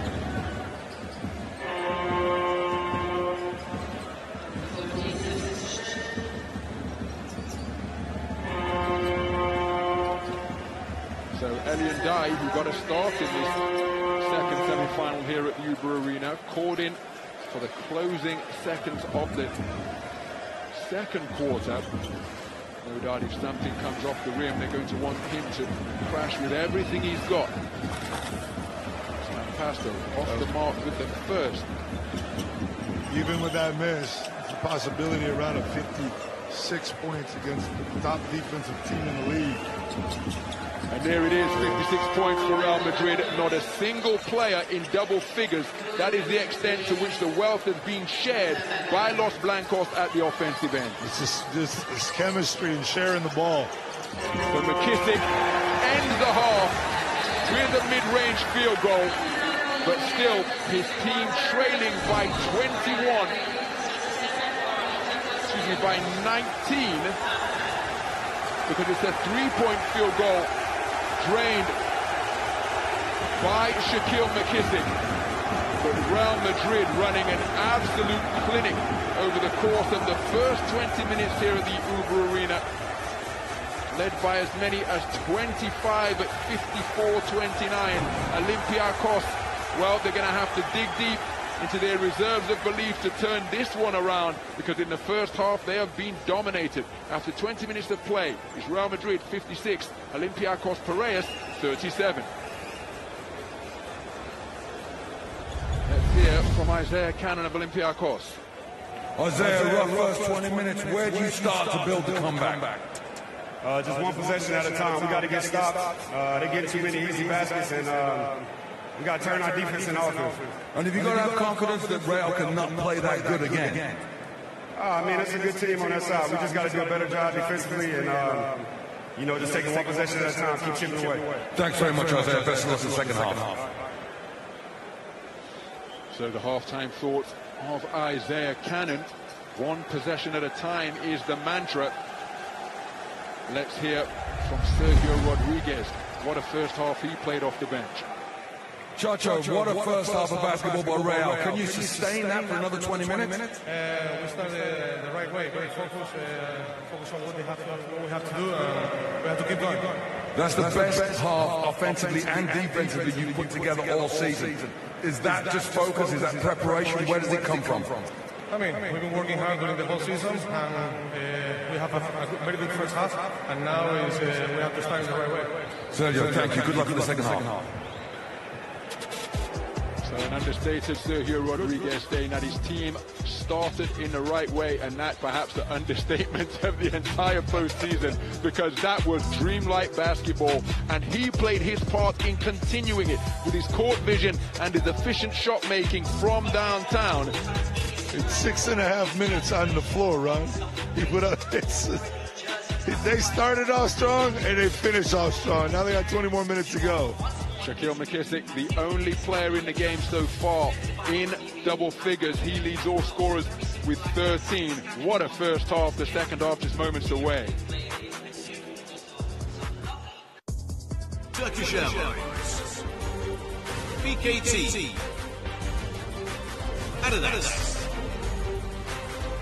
Squeak.com, and Motorola. Official global sponsors in association with the Turkish Airlines Euroleague.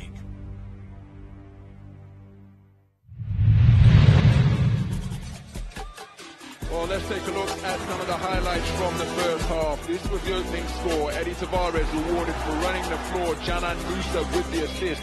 Real Madrid with 13 first half assists. Mario Hezonja catching fire. So too Canan Musa, indeed. Real Madrid 9 of 13 from three-point territory in the first half with improbable shooting. Ron, you know the amazing stat to me? Olympiacos has 6 rebounds in the entire first half. I don't know if I've ever seen that. Look at the percentage. Madrid has only missed 8 shots. 3 offensive rebounds for Olympiacos, but 6 total rebounds in 20 minutes of play. There's no rebounds to get. It's just the percentages are too high. As evidenced by everybody who stepped onto the floor for Real Madrid. Of all the players who have seen court time tonight, only Eli Ndiaye hasn't put the ball in the basket, and he's yet to take a field goal. Everyone else in Chus Mateo's lineup, including Vincent Poirier, terrific plays to get the Los Blancos faithful up on their feet. Shaquille McKissick moving to 13 points in the game with that 3-pointer on the pull-up to beat the halftime buzzer. But the numbers, as Joao Lucas points out, utter dominance in just about every statistical category for the reigning champions. 19 rebounds to 6 in the first half of play is absolutely incredible. And 5 blocks on top of it, so even when Olympiacos had a chance to maybe score, they're getting rejected at the rim. It's just unbelievable. Look at these 2 superstars. What a meeting of minds that is. I like the old guy better. Giannis, my man, but you know I like the old guy. Well, the atmosphere has been incredible. The second half just a few moments away. Tonight's first semi-final features 6-time champions Panathinaikos of Athens against 2017 winners Fenerbahce of Istanbul. Let's fly with a 3, and he strings it. And we've got the first score in tonight's semifinal. Here's Nunn in the open floor. He'll ride the drag screen of Lasor. Drops it off to midfield. Jesse Gabbard just needs a timeout. There's no doubt about it. Jesse Gabbard just needs a timeout. There's Lucas between the circles. Rides the pick of Lasor. Back to Lasor. Lasor goes right down Main Street. And he loves that energy that he brings into plays like that. Nothing else, Lasor. Hello! That's a tough shot.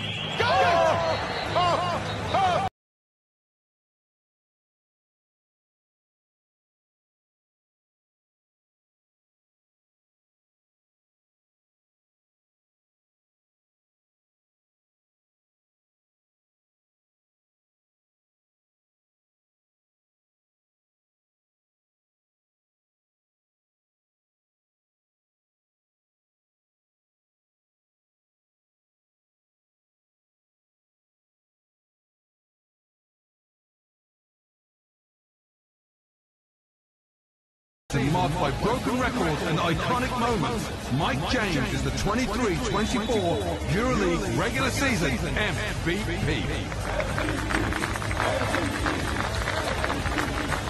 As your game grows, as you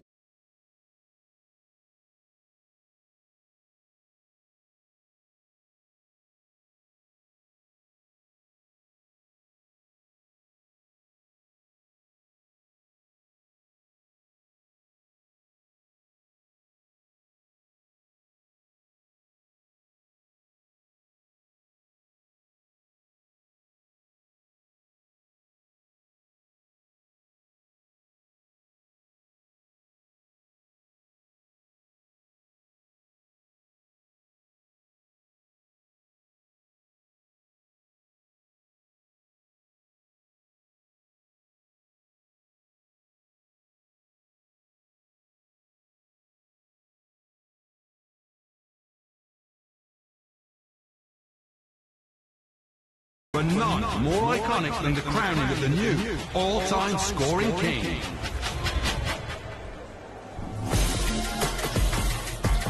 James draws the crowd. James, let's fly. Got it! Strings it! And Mike James with that basket sets a new all-time EuroLeague scoring mark. Felicitación, congratulations to Mike James. After a decade-long journey lighting up the EuroLeague with 5 different teams, the Natural has secured legendary status on the French Riviera. The Natural new levels once more.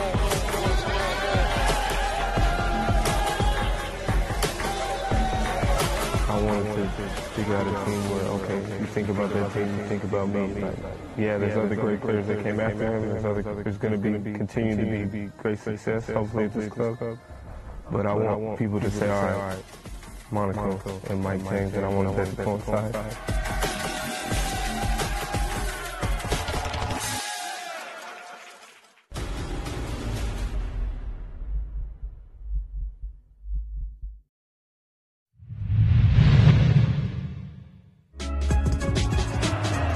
Almost out of bounds. Madrid got a fast break out of it.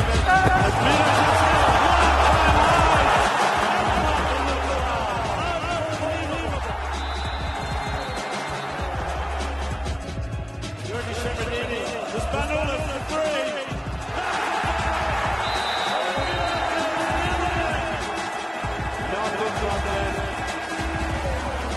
Olympiacos makes history with its second Final Four title in a row.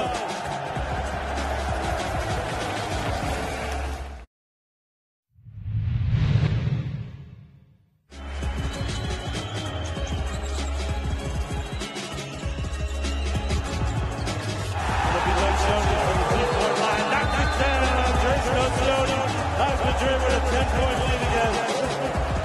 Olympiacos tonight, a very proud team.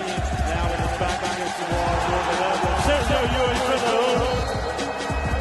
This game is looking like it's in the book, and it's in the history book.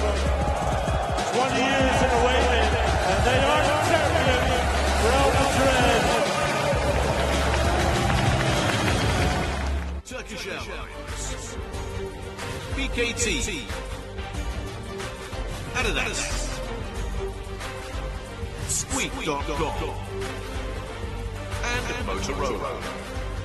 Official global sponsors in association with the Turkish Airlines EuroLeague.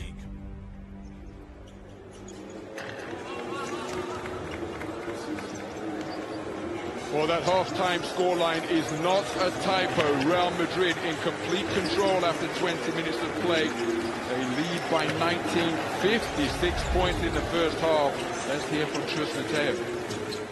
Coach, that's probably the best first half of basketball your team has played all season. Any adjustments at all you will make in the second time? No, we have to keep defending like this. We have to keep rebounding the same way.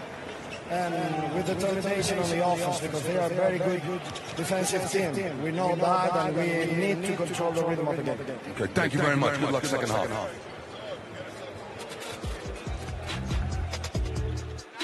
So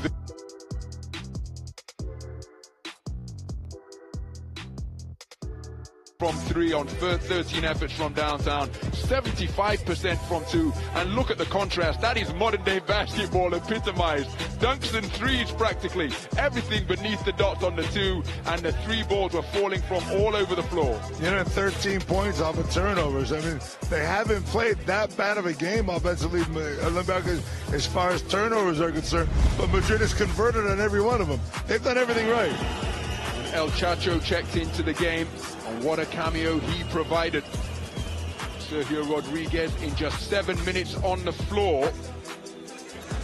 The leading three-point shooter in Final Four history is Sergio Rodriguez after that terrific first half where he made 2 out of 2 from downtown and was distributing dimes of the flashy variety, but fundamentally sound as well, such as the telepathic chemistry he has with his teammates. And look at that number right here to your upper left in the corner, 37 years old. I mean, I told you 15% of his salary needs to go into Walter Tavares and Victoire Poirier's bank account. These guys are living off the 2 big men in the middle because nowadays, Ron, even though you're offensively potent, it's all about defense, and the guards are able to get in the passing lanes and lose their men because you have Tavares and Poirier defending the basket. So he's extended their career, as you see. Now Olympiacos, since Coach Martsokas has gone to talk to him. First 20 minutes, you can't believe Ralph can shoot that well again in the second half. So do you focus on the offensive end or defensive end? Basketball in both ends, of course. Okay, thank you. Good luck for the We have bad decisions in offense, 7 turnovers, they punish us in transition, but they start shooting, I think they have 9 out of 13 3-pointers. So we need to defend everywhere better. And rebounding as well. Thank you. So Coach Bartzokas looking for his team to improve in all areas, but particularly to try and disrupt Real Madrid with their vaunted lockdown defense. And offensively, solid numbers from 3-point territory, but the turnovers punished unmercifully by Real Madrid. Yeah, and like I said, it wasn't that many. It was 7 turnovers for Olympiacos, but they were punished. You know, I always talk about turnovers that go out of bounds where you're able to come back and set your defense up. Then you got the turnovers that happen in half court that lead to easy baskets, and that's what happened there. Madrid did everything right. There's your assist leader. I mean, what other? Look at these guys. Look at these guys. You got 3 of them in the Final Four. Absolutely incredible. Sergio Rodriguez broke the deadlock that he shared with J.R. Holden and Juan Carlos Navarro, having made 33 pointers coming into this Final Four. What did he do in the first half? Sunk a perfect 2 out of 2 from downtown to take sole possession of that position. Shaquille McKissick, the outstanding performer of the second quarter, all 13 of his points in the game coming in that second period, including 2 out of 3 from downtown. Well, Ron, you're supposed to be asking me the questions, but I'm going to turn the table here. What do we expect here in the second half? I mean, you got to think Olympiacos has to make a run here in these first 2-3 minutes. That's the most important thing for them, and show their fans and themselves that they can still play with Real Madrid. Real Madrid surely have to guard against complacency and think, okay, well, we're up by 19, because as you've been pointing out all first half, Joe, that 19-point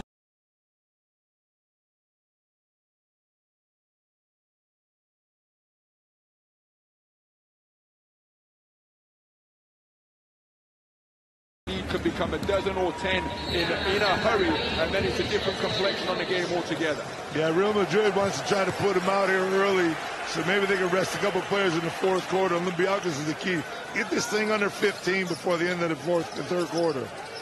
So the second half underway. It's Olympiacos with the opening possession. They're trailing by 19. They were down by as many as 25 at 54-29 as the corner three-pointer is short and off right from Thomas Walker. The rebound gobbled up by Mario Hazonia. You see the Real continue to dominate the glass. Penetration goes underneath the basket. Walter Tavares is there, forcing the pass outside. So the defense is able to extend for Real Madrid. And that's not a good shot by Walker. Mario Hazonia off the iron with the three-pointer. Those shots were falling freely in the first quarter. As we take a look at the 5 on the floor for Olympiacos. So the ball goes down to Papanikolaou. That's a foul from the high post, straddling the three-point line, not in the triple threat position. Bounce pass finds Isaiah Cannon, and Pasto will be called for the foul. You said exactly what I've been talking about the whole game. Mustafa foul straddling the three-point line with the ball in his hand for 4.5 to 5 seconds. That is not offensive fluidity. That's not what was going to get you. Lost 4 games when trailing by 10+ points at halftime this season. So tough sledding ahead for Olympiacos. So Cannon, ball didn't leave his hands, pull-up three-pointers off the iron. Terrific work on the offensive glass by Alex Peters. The Olympiacos fans have got to continue to believe, as have the players suited up for the red and whites, as we see the 5 on the floor for the reigning champions. Yeah, and Alex Peters right there reminded us that he's still here. You know, we haven't even said his name tonight. So we've got a whistle on the play. Kostas Papanikolaou drawing that offensive foul. Take a look at the screen set by Eddie Tavares. That is a deltoid in the grill of Kostas Papanikolaou. Solid pick set on the perimeter of the bone-jarring variety by Eddie Tavares. He's called for the offensive foul for the illegal screen. You know, Ron, every now and then I have these dreams of going back to play again. And then I see that. And I'm like, I'm good with the headphones on, man. So the floater dancing around on the iron, battling on the offensive board with Mustafa foul. Eddie Tavares cleans up the defensive glass once again. When you're coming back from down 20, you have to make those shots in the paint. So Isaiah Cannon called for the foul as he was climbing all over the back of Facundo Campasso. Campasso slow to rise. Yeah, in the first semifinal round, we saw a little bit of frustration, or I should say a lot of frustration from the Fenner team once the game got out of hand.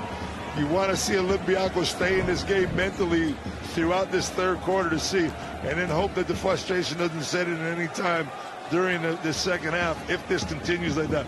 But you're going to see them become a lot more physical in this game.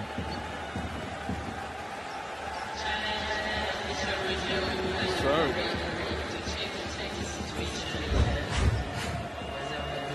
Just Matteo is inquiring as to why this is an unsportsmanlike. Let's listen into the official. Excuse me, foul in the act of shooting.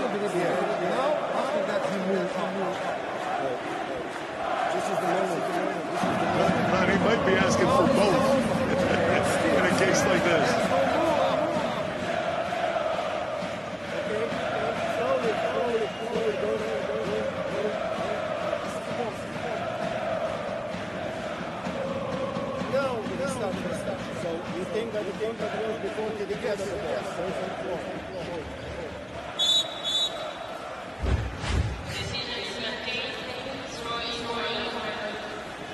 David Rivers in the house. What a baller he was. I call him the preacher now, man. We were doing a little thing for the volunteers yesterday, man. He came and did a speech to the volunteers about what they were giving to the Final Four. I wanted to put on a volunteer suit when he was done, Ron. Fantastic to see him be a part of the Final Four festivities here in the German capital. Campasso beats the shot clock buzzer, draws iron, rebound secured by Nigel Williams-Goss.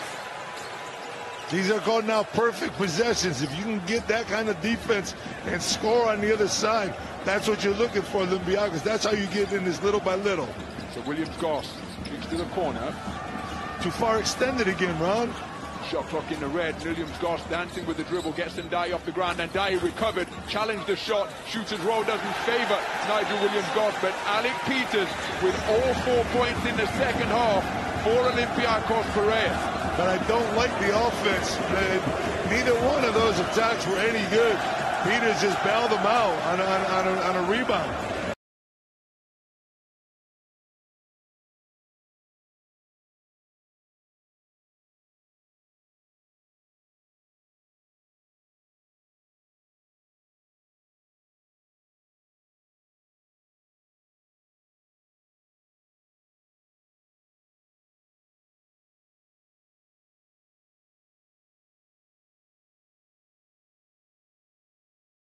Run, they're not going to give up.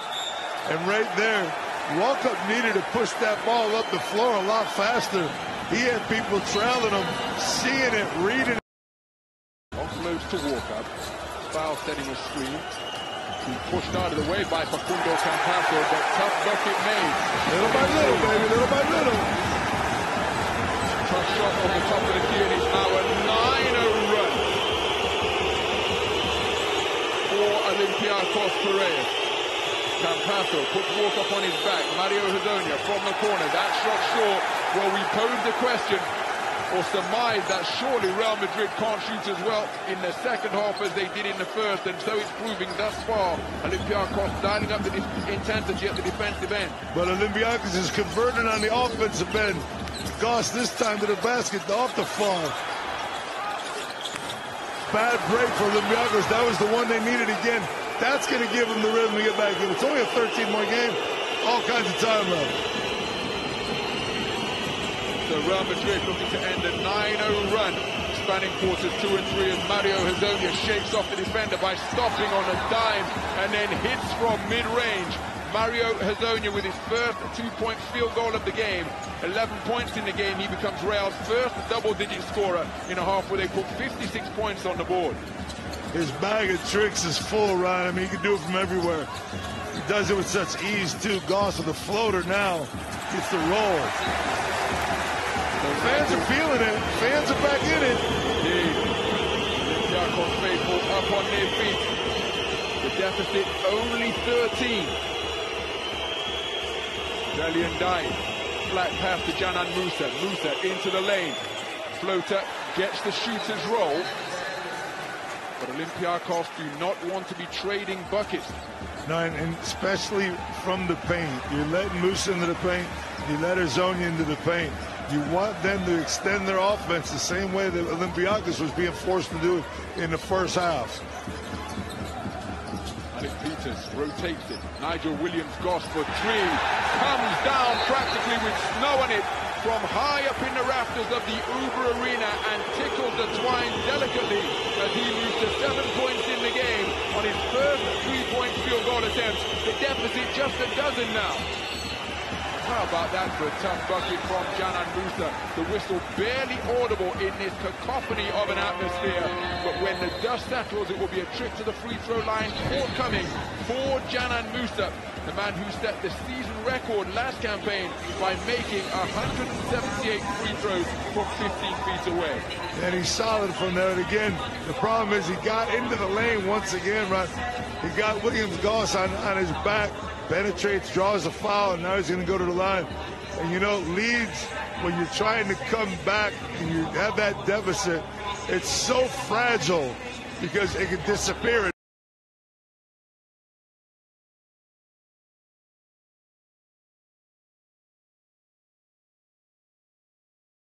No time at all as we go into our flight time, Ron. So let's take a look at the Turkish Airlines flight time play of the second quarter. It was Vincent Poirier buying a little extra time by hanging on the rim before bringing himself back down to earth. Personally, I thought his fast break off the rejection was more impressive. But what do we know, Joe? That's the one I was looking for. I thought he skied on that one. But, you know, these guys know about Turkish Airlines flight time. And they know the trick. If they hang on that rim for, 0.3 of a second, that adds to it. It's 100,000 miles, brother. That's a lot of trips around the world for the recipient and their family. Ron, I'd hang on the rim again, too, if I could make it.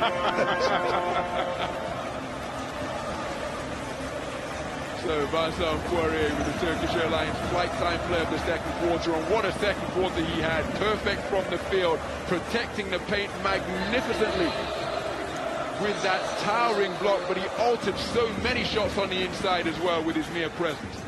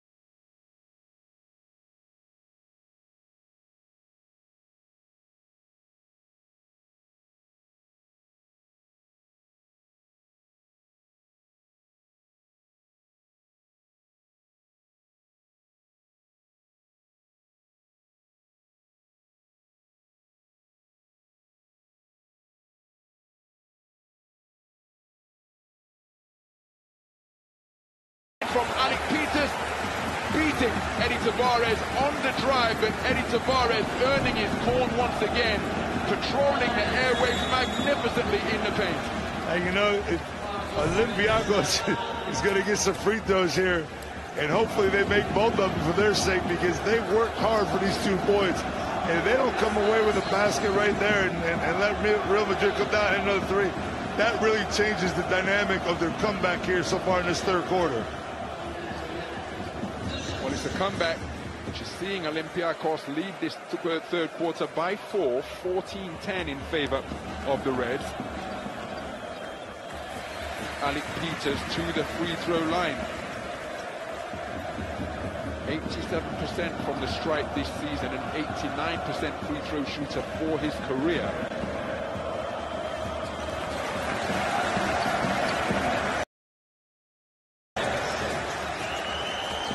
Makes both. You see the disparity in terms of blocks. Real Madrid, the league leaders in that.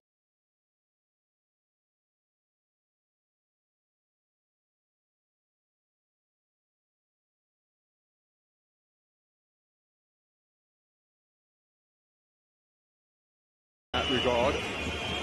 My goodness, that skill coming to the fore tonight. That's a tough catch in heavy traffic. Whistle on the play.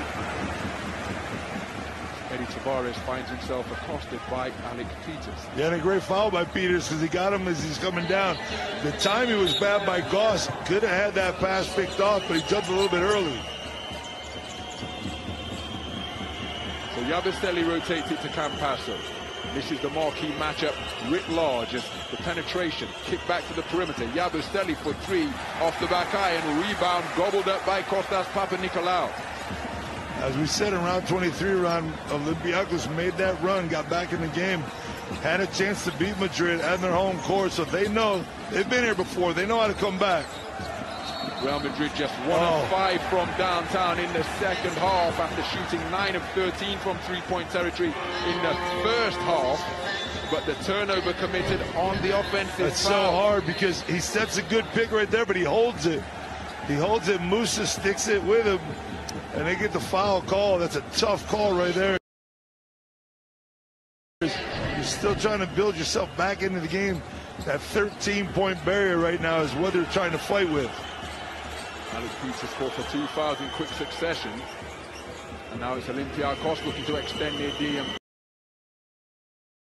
peg back Real Madrid close to the halfway line. Screen set on the perimeter by Poirier. Pull up 3-pointers, a really difficult shot by Canan Musa, and that rewarded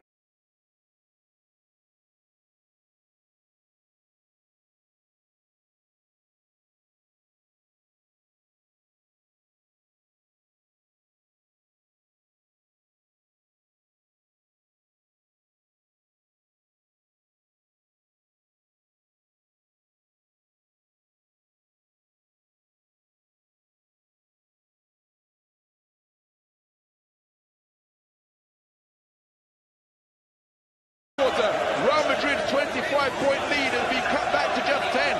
You know, Juice Mateo, the last thing he wanted to do right now was call a timeout with a minute and a half left to stop a run by Olympiacos, but those last nails in the coffin are hard to put in, my man.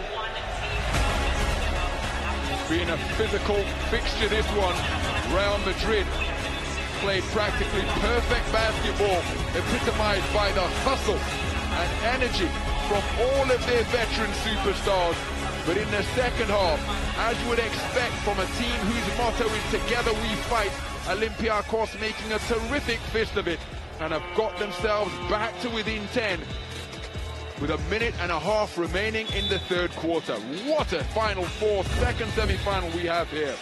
We talked about Alex Peters, right? Alex wasn't around in that first half, but we mentioned him in the second half, a couple offensive rebounds, and that's how players get themselves back in the games, by doing the aggressive things. Maybe the ball wasn't coming to him in the perimeter in positions where he likes to shoot it, so he went to the boards, got rebounds, scored easy baskets, and now feel the rhythm.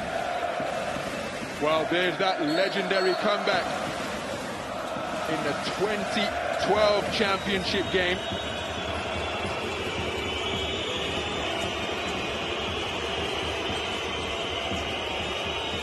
Sergio Yui offloads to Janan Musa. Musa puts it up high, tough catch. Poirier back to the perimeter, extra pass finds Yui. Oh, that is a tough bucket. The high-arcing mandarina from way beyond the three-point line.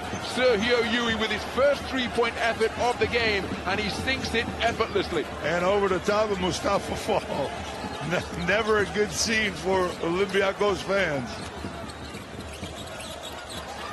So Real Madrid extending their matchup zone. It's a 3-2 as Walker lays another brick from long range. A basket remaining covered from downtown for him. He's now 0-5 from three-point territory. So Real Madrid look to build on the three-point bucket, which ended Olympiacos' run of 5 points without reply. Yui pulling up from way behind the arc again. This one off right. Poirier fighting for the offensive board. Peters comes away with it. Bowls over Sergio Yui. Facundo Campasso. He gets back to his feet. Shaken up a little bit. And Alec Peters, my goodness, clearing house on the inside to level Sergio Yui and finish on the interior. Alec Peters leading all scorers with 17 points in the game on efficient shooting from the field. Tough catch down low, whistle on the play. Vincent Poirier will go to the strike. That was a tough break right there by Papa Nicolau. He played well defensively, just got his hand in the way of Poirier. Poirier, not the best foul shooter. You see that extension of that left hand by Papa Nicolau that caused the foul. Sends Poirier to the line for two. These leads, or I should say these deficits, are so fragile, because you just feel like Madrid can make this 17 in no time at all. So much harder to come back into the game than it is to open up that lead. And Poirier's got a chance right here with a couple free throws. 2.7 to go on the clock, so we'll see what Olympiacos does here. They want to move that ball up, maybe on a timeout if he makes both free throws, and try to get themselves a shot in.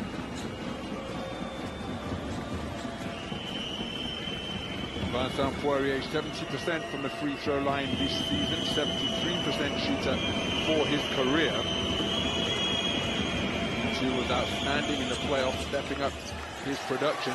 Makes both. 2.7 seconds remaining in the third quarter.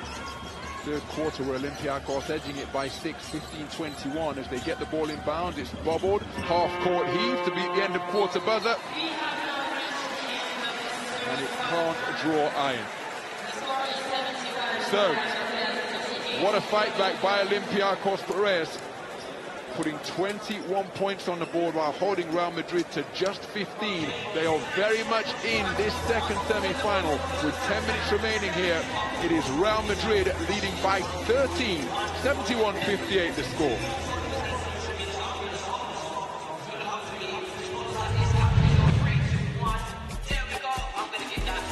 Well, some of the highlights from the third quarter, it was Philip Petrusev who came out and gave Olympiacos a real strong start, but then Alec Peters found his groove, battling on the offensive board and finding his range from downtown. He had 13 rebounds in that quarter for Olympiacos. which means they got the offensive rebounds on one side to put back by Peters, but they were getting some defensive rebounds on the other side, not giving Real Madrid. Remember the first half, I said Madrid had like between 7 and 9 points off of unfortunate loss of the ball or turnovers or offensive rebounds on Olympiacos, and that's what gave them that big lead. But as I keep talking about the fact that we went from 20 down to 15, 15 we went down to 10. They got it to 10 at one point. Now it's back to 13. It was they can do in these first couple minutes, Ron. So big these first 2 minutes of this fourth quarter. Alec Peters with an outstanding third quarter. Started by doing the little things, fighting for everything on the offensive glass. And the rebound total that was being dominated by Real. Look how Olympiacos have fought back in that regard. Yeah, that's what I was just saying. There's 16 rebounds almost in that second quarter, or in the third quarter. So they got an offensive and a defensive side. Now it's a stop and a score for Olympiacos. Madrid gets the ball in this.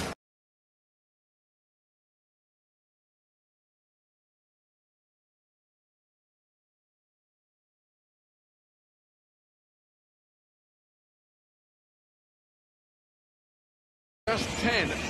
They led by 25 at 54-29 in the second quarter. The mid-range Jay off the iron from Sergio Yui. The rebound secured off the defensive glass by Olympiacos. What a great box out by Alec Peters on Poirier, man. It was just textbook blocking out. So whistle on the play as Peters received the ball down in the corner. Aggressiveness offensively is important for Olympiacos. They need to get to the foul line as much as they can here in this fourth quarter. Stop the clock, get back in it. So penetrate, take it to the basket, try to get Real Madrid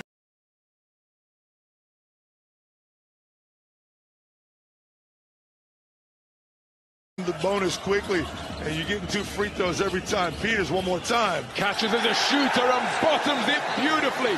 Alec Peters lighting up the scoreboard at a dazzling pace. Moves to 20 points in the game on 4 of 5 shooting from 3-point territory. And the deficit is just 10 once again.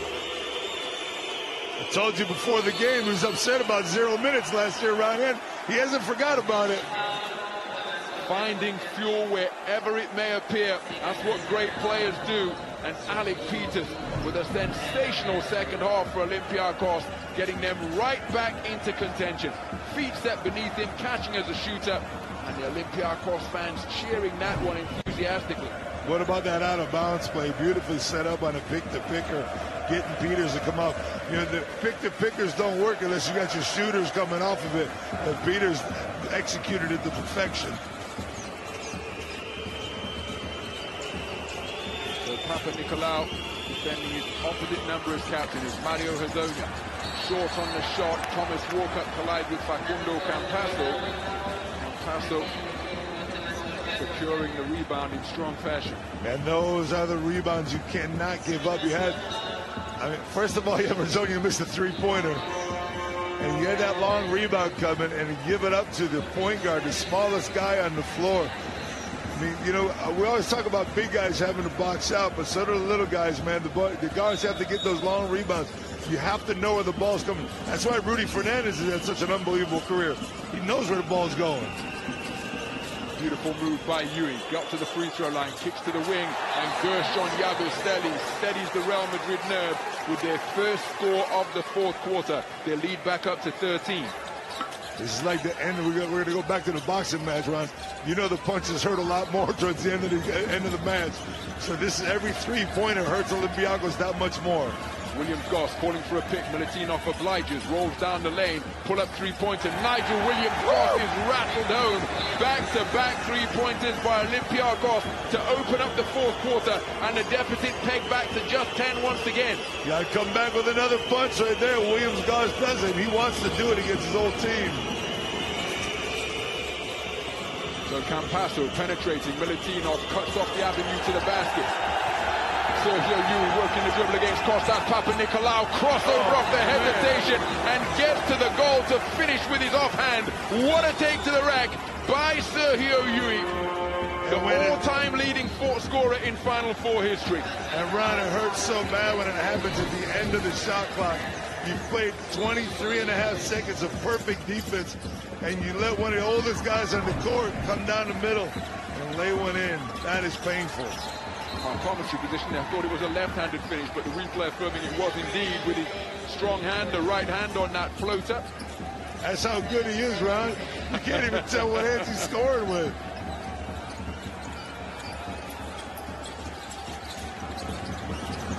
McKissick pulled up for three. That one off right. Rebound, Vincent Poirier. So electing to slow things down is El Chacho. Former Real Madrid teammate Nigel Williams-Goss picks him up at the half. El Chacho drives, kicks to the corner. Mario Hezonja short and off right. Terrific defensive rebound, Alec Peters. Real Madrid extending their defense to a three-quarter court press. Good positioning down low by Nikola Milutinov. Put Vincent Poirier on his back. He had to reach over the back, and that's how he committed the foul. Now again, that's a couple fouls for Real Madrid. Try to get yourself into that bonus as quick as possible. The Olympiacos attack the basket. Another three-pointer by McKissick before, didn't get in. Let's see what happens on this possession. Another pick-to-picker. This time they made sure Peters didn't get that open three. Oh, that's a terrific steal by Mario Hezonja. And in trying to get the ball back after being dispossessed, Alec Peters committing the foul, taking the legs out of Mario Hezonja from beneath him. Fantastic hustle for a man who has gone stone cold after starting on fire in the first quarter, still contributing to his team tangibly. And look how clean that pick was. He made sure he had the distance. And that's what coaches love. You didn't see Chus Mateo going crazy when he hit threes in the first half, but you see Chus Mateo go crazy with Rudy Fernandez, and these guys are diving on the floor, getting the steals. That's what coaches love, the effort, the energy. So approaching 3 minutes gone in the final quarter. Olympiacos edging it by one. 5-6 in their favor. It's Yui. Using his dribble, easy pickings for Shaquille McKissick into the passing lane, and then a foul in the open court committed by Mario Hezonja. Yeah, but McKissick's got to look up, man. He had Nigel Goss on a one-on-one play down, all the way down the floor. McKissick catches that ball, looks down first to dribble. You see his head down. He's not looking up, and now it's too late because Hezonja makes the foul. Shaquille McKissick with his third steal of the game. He's done an outstanding job in that regard. Challenge that one, though. Right now, you're Coach Bartzokis. You want to get anything you can with the clock stopped down 12.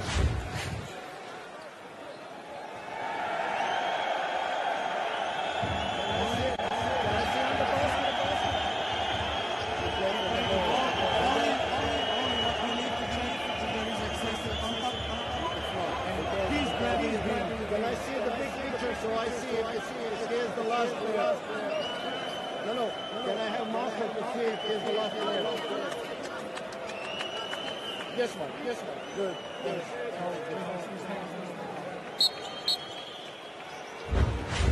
The original call. Good call. Confirmed. It looked, Scottie Pippen, he doesn't think it was a foul either by his emotions. But I'll tell you what, it was a good call because Hezonja, even though he did it with his offhand, he did reach for the ball and went across. McKissick's got to sell it. You got to try to get to the line. Another foul, though. Williams-Goss pull up three-pointer off left, rebound, Yabusele. So El Chacho just elected to slow things down. Yabusele setting a screen on Williams-Goss, who's pursuing El Chacho. El Chacho into the lane, puts up the floater. McKissick off and running. It's a 2-on-2 opportunity, a 3-on-2 for the Reds now. The pull-up three-pointer in transition is strung sweetly by Nigel Williams-Goss. And that brings his team back to within a single-digit deficit. They trailed by just 9. Nigel Williams-Goss with his third three-pointer of the game moves to 13 points in the game. Milutinov took a shot, too, on that last possession to the face. He's going to go to the bench. I'm not sure if it's because of that he's bleeding or not. But Coach Marzoka is going to choose to take him out, put Fall back into the game. As you see him walk over to the bench. Let's see it right here. It's probably an elbow on the way down. Yeah, there it is right there. Looked like it came from his own man, from Peters, possibly. Chacho was in there. And I think both of them got a hold of him right there, Milutinov, but he likes the result of that play, though, because it's a perfect fast break. Goss knocking the three. Single digits, Rod. We're back. Single digits with 3 minutes 40 gone in the final quarter. El Chacho from near the halfway line. Poirier sets the screen. Yui. This hurts, Ron. Pulls up over foul. We've got a whistle on the play, and that on a 3-point field goal attempt. It will send Sergio Yui to the free throw line for 3 shots. I remember the same situation last year when Zonia took a 3-pointer when Madrid was losing the game to Olympiacos, and it was a terrible foul from behind. Zonia went to the line, made 2 out of 3, but it changed the whole dynamic of the game. And this is the foul right here that was well defended. You take it down to the last second of the possession. And of course, you're so used to seeing Sergio Yui make these shots, you got to get in his face. And that's a foul, and send him to the line for 3. Sergio Yui, the all-time leader in terms of final 4 points scored. Now with an opportunity to move to 44 free throws if he can make all 3, but he's unable to do so.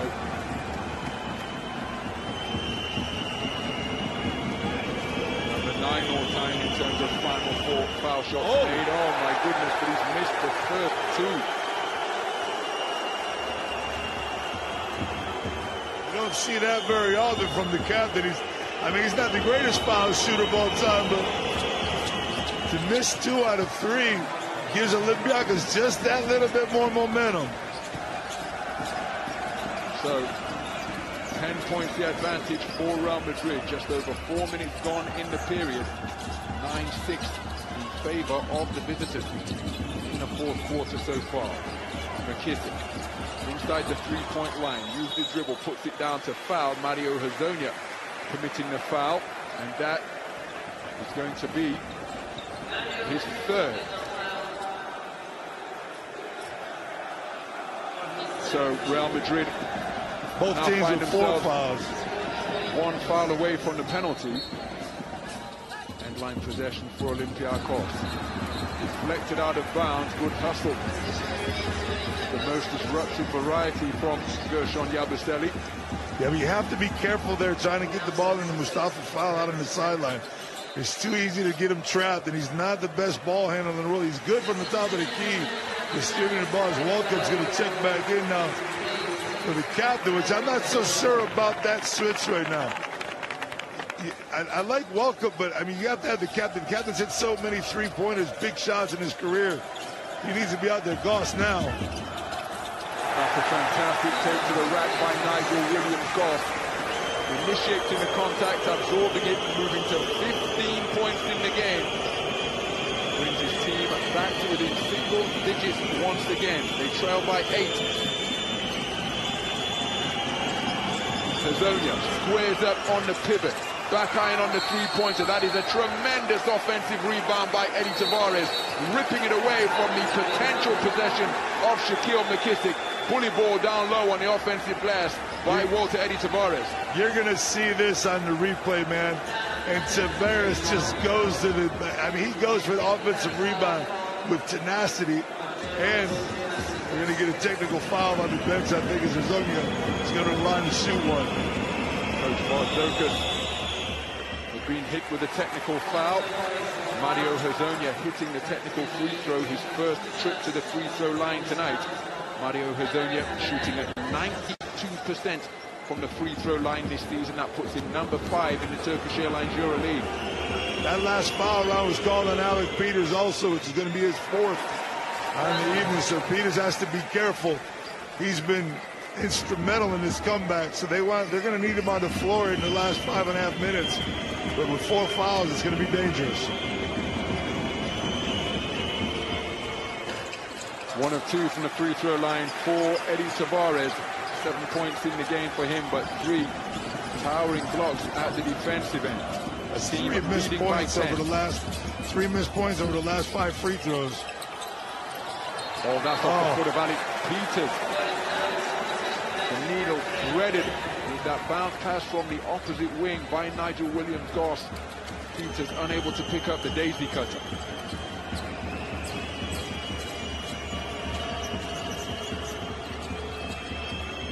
So moon ball to Sergio Ewing, uses the screen, puts up a floater from mid-range.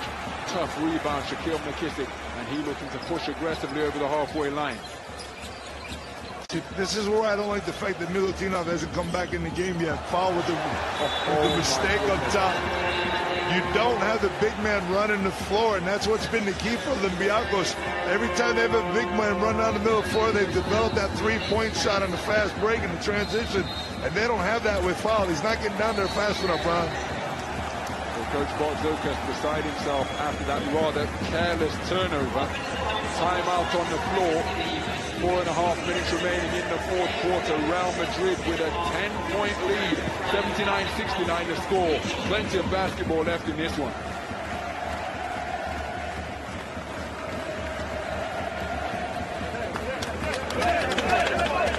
Guys, next offensive last down with 9 as a user. Okay, guys. Yeah. Listen. Hey, trust your spot. After driving, shoot the ball. We're gonna make them, guys. Okay, we're gonna make them. But we need from everybody to fight now. Okay, fight 5 minutes. No foul to give both teams. Okay. Let's go.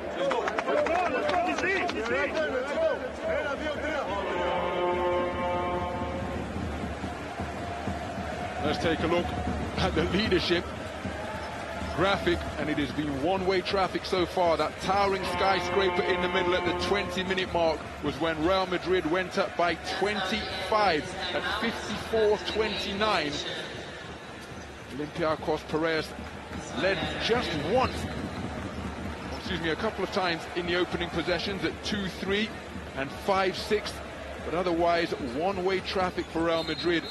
The high point coming with that 25-point lead, but my goodness, they have fought back manfully in the second half. Here they find themselves trailing by 10, 4.5 minutes remaining in regulation. We've got a whistle away from the basketball, and it's going to be an offensive foul. Turnover committed by Real Madrid. You heard that timeout by Coach Bartzokas right there, talking about the fact, guys, don't be afraid, penetrate, kick out, shoot the ball, we're going to make it. You got to love what the coach is telling you about. That's the 4th on the big man, Tavares, right there. Another player to be keeping our eye on.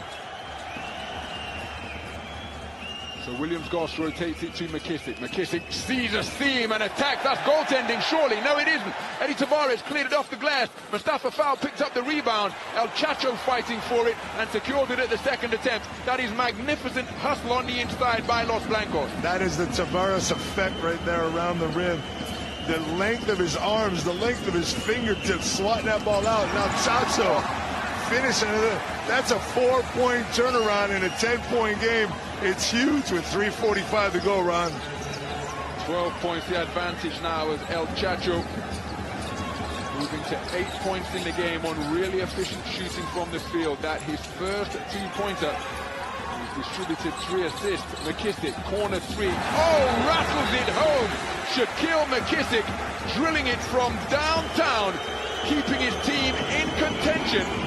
Nigel Williams-Goss with the assist. Shaquille McKissick with his yet another 3-pointer takes him to 16 points in the game on 3 of 5 shooting. Tough reception in a crowd by Eddie Tavares. We've got a whistle on the play. Let's see who's called for the foul. It could well be McKissick. Yeah, Chacho throws that one up. You got bodies flying over the place, but they've been playing. Look how high that ball is. He's catching it over the top of the rim. And what do you have down there? You got McKissick and you have Walcott. No one's getting up that high, so Chacho knows where to put that ball. Thomas Walker, who has been called for the foul. That's his fourth, so he joins Alec Peters on 4 fouls apiece. This man at the free throw line on 4 fouls for Real Madrid calmly sinks the first free throw, restores his team's double-digit lead.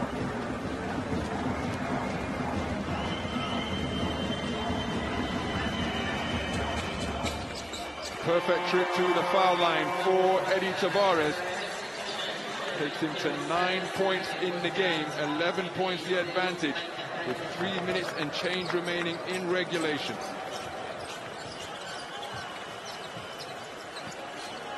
So it's McKissick controlling the point. Yabastelli defending.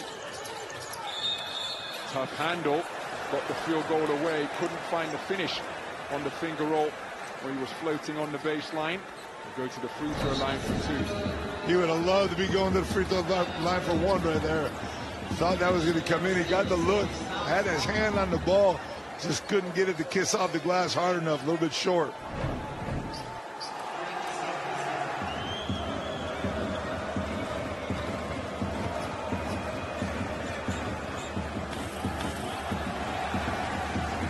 Can't find the range on the first.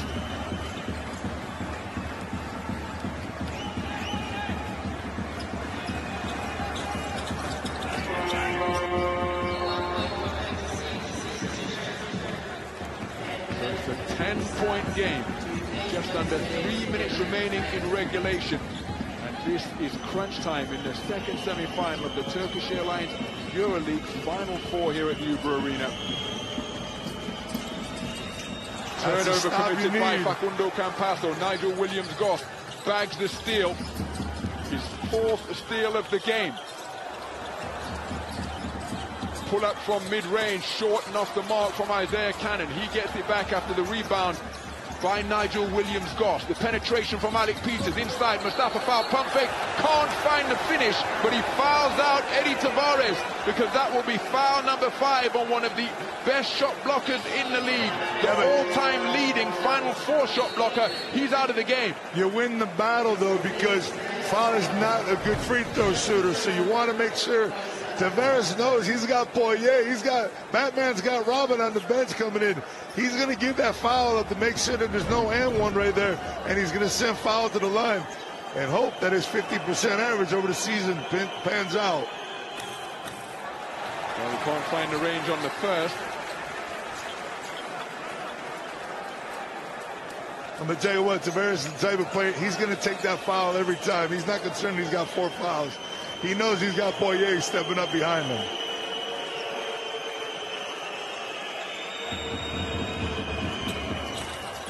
And he goes 0 for 2. Mario Hezonja gobbles up the miss. All-out victory for Madrid on that possession right there. So 2:20 remaining in the 4th quarter. Dancing with the dribble is Sergio Rodriguez. He hangs it up for Poirier. Poirier goes for a one-handed catch and conversion. He can't complete. He's slow to rise. Surely an offensive foul. Yes, it is. Euro stepping his way down the lane with Shaquille McKissick. Both teams keen to get basketball in their hands, and Mario Hezonja showing some good sportsmanship there, just ensuring that Shaquille McKissick doesn't engage in an altercation that he would come to regret and get himself a technical foul. There's been 3 or 4 possessions here over the last couple minutes that Olympiacos has had the chance. And I'll tell you what I tell you in the beginning of the game, Campasso, he does things on defense that no one else does. It may have been Walkup getting the defensive player of the year, but Campasso does things on defense that make differences in ball games. Putting his body on the line. You've got Shaquille McKissick coming at you downhill in the open court, drawing that offensive foul. 3rd foul on Shaquille McKissick. It's not easy to draw an offensive foul on the Euro step, Ron, and he did it right there. So the ball rotated into the hands of Canan Musa. Backs up to give himself running room against Mustafa Fall. Takes it to him, blocked from behind. Mustafa Fall staying with the play. Canan Musa thought he drawn a foul on Fall, but that's a really good effort from Mustafa Fall to move his feet as effectively as he did. Stay with the play and get the block. Great defense by the big man. Didn't get knocked off his feet. Hezonja beats the shot clock buzzer off the back iron. Ball still up for grabs. Soaring rebound from Shaquille McKissick, but how about that for a steal? Coming up with it is Facundo Campazzo to hook up Canan Musa while on his rear on the hardwood. And just as Joao Lucas pointed out, another critical play produced by Facundo Campazzo. He makes such a difference in a ball game. The smallest guy in the court, but by far the biggest heart. So foul going to work on the inside, didn't look to attack the basket. The ball deflected by Canan Musa. William Goss gets it back, tries to find foul. Oh, that is absolutely sensational! A broken play fashioned by a flashy steal, and then an outrageous behind-the-back feed to find Canan Musa streaking down court, who finished with a two-fisted flush on the fast break. And that could well be the ball game deep into regulation. Just over a minute remaining, and it is Real Madrid who have opened up an 87-73 lead, and Facundo Campazzo in the thick of the action at both ends of the floor. 3 straight plays by Facundo Campazzo. Started out the game with all those assists, doing everything he needed to do for his team, and now doing it on every side. Let's go to this timeout. Listen to Coach Bonsoka. Let's go. Fight until the end. 1 minute. Let's go.